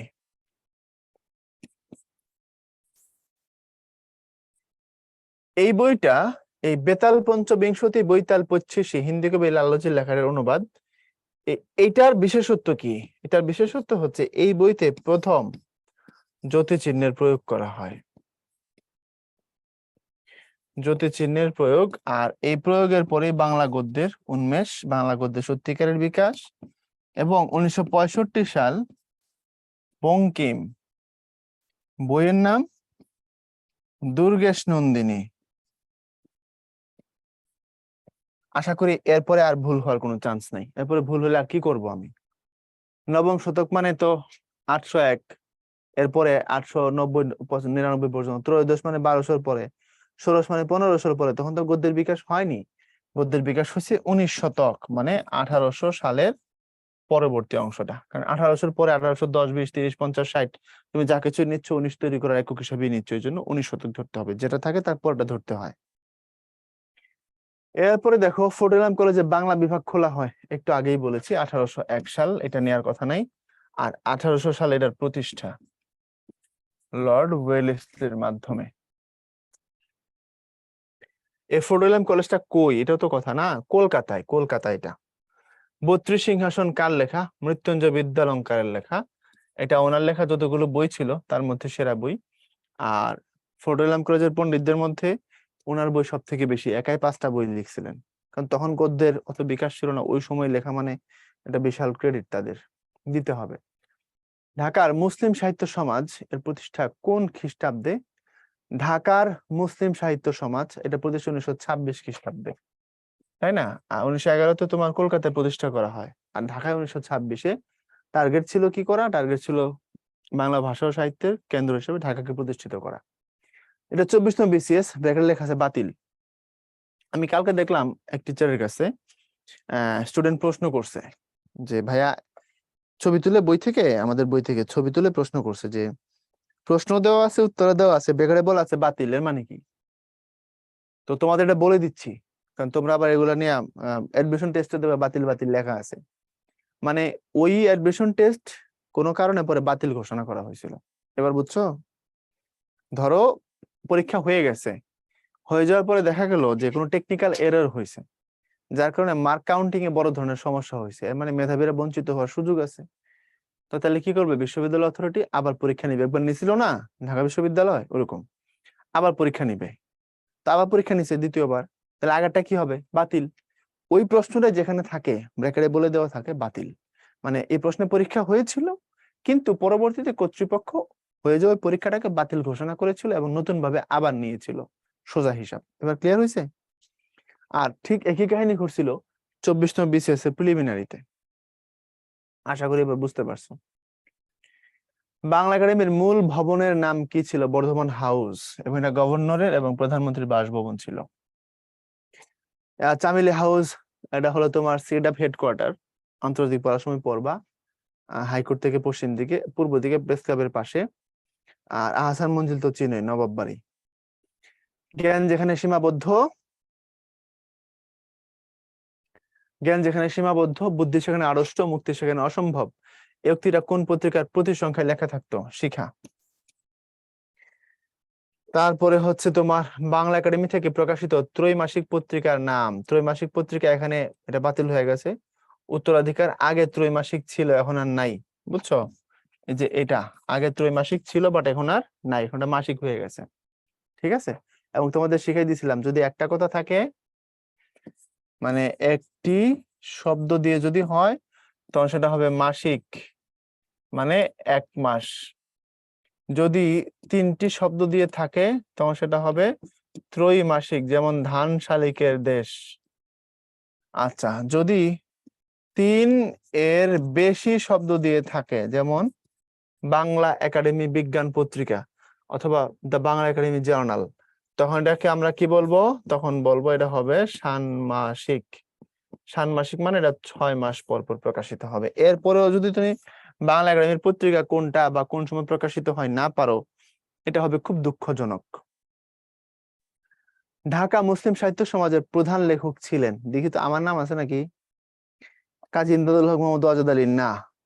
মোহাম্মদ আকরম খা, এটা মোহাম্মদ শহীদুল্লাহ না। মোহাম্মদ বরকতুল্লাহ আবুল কালাম শামসুদ্দিন না। আবুল কালাম শামসুদ্দিন অনেক আধুনিক মানুষ। কাজী আব্দুল ওদুদ, আবুল হোসেন প্রমুখ, আমরা এটাই পড়েছি। ঢাকা মুসলিম সাহিত্য সমাজের প্রধান লেখক ওনারাই ছিলেন। শিক্ষার সাথে সম্পর্কিত মানুষ আরো আছে, কাজী মুতার হোসেন চৌধুরী, আবুল হাসান, আবুল ফজল, ওনারা প্রত্যেকেই। তো ওনাদের যে নামই থাকবে সেটাই উত্তর হবে। আর এখানে এটা আছে তাই এটা উত্তর হয়েছে। ওকে, তারপরে আমরা একদমই শেষ প্রান্তে, সবাই ভালো থাকবা। আমরা এরপরে কিন্তু চলে যাব ভাষা, ব্যাকরণ, এসব নিয়ে ব্যস্ত হয়ে পড়বো। ভাষা কই থেকে আসলো, ব্যাকরণ কিভাবে আসলো, ব্যাকরণের আলোচনা নিয়ে আমরা আলোচনা করব। তোমাদের সাথে কথাবার্তা বলবো যা যা আসে সামনে। ততক্ষণ পর্যন্ত আমার জন্য দোয়া করে ভালো থাকো। আবার কথা হবে ইনশাল্লাহ। আল্লাহ হাফেজ।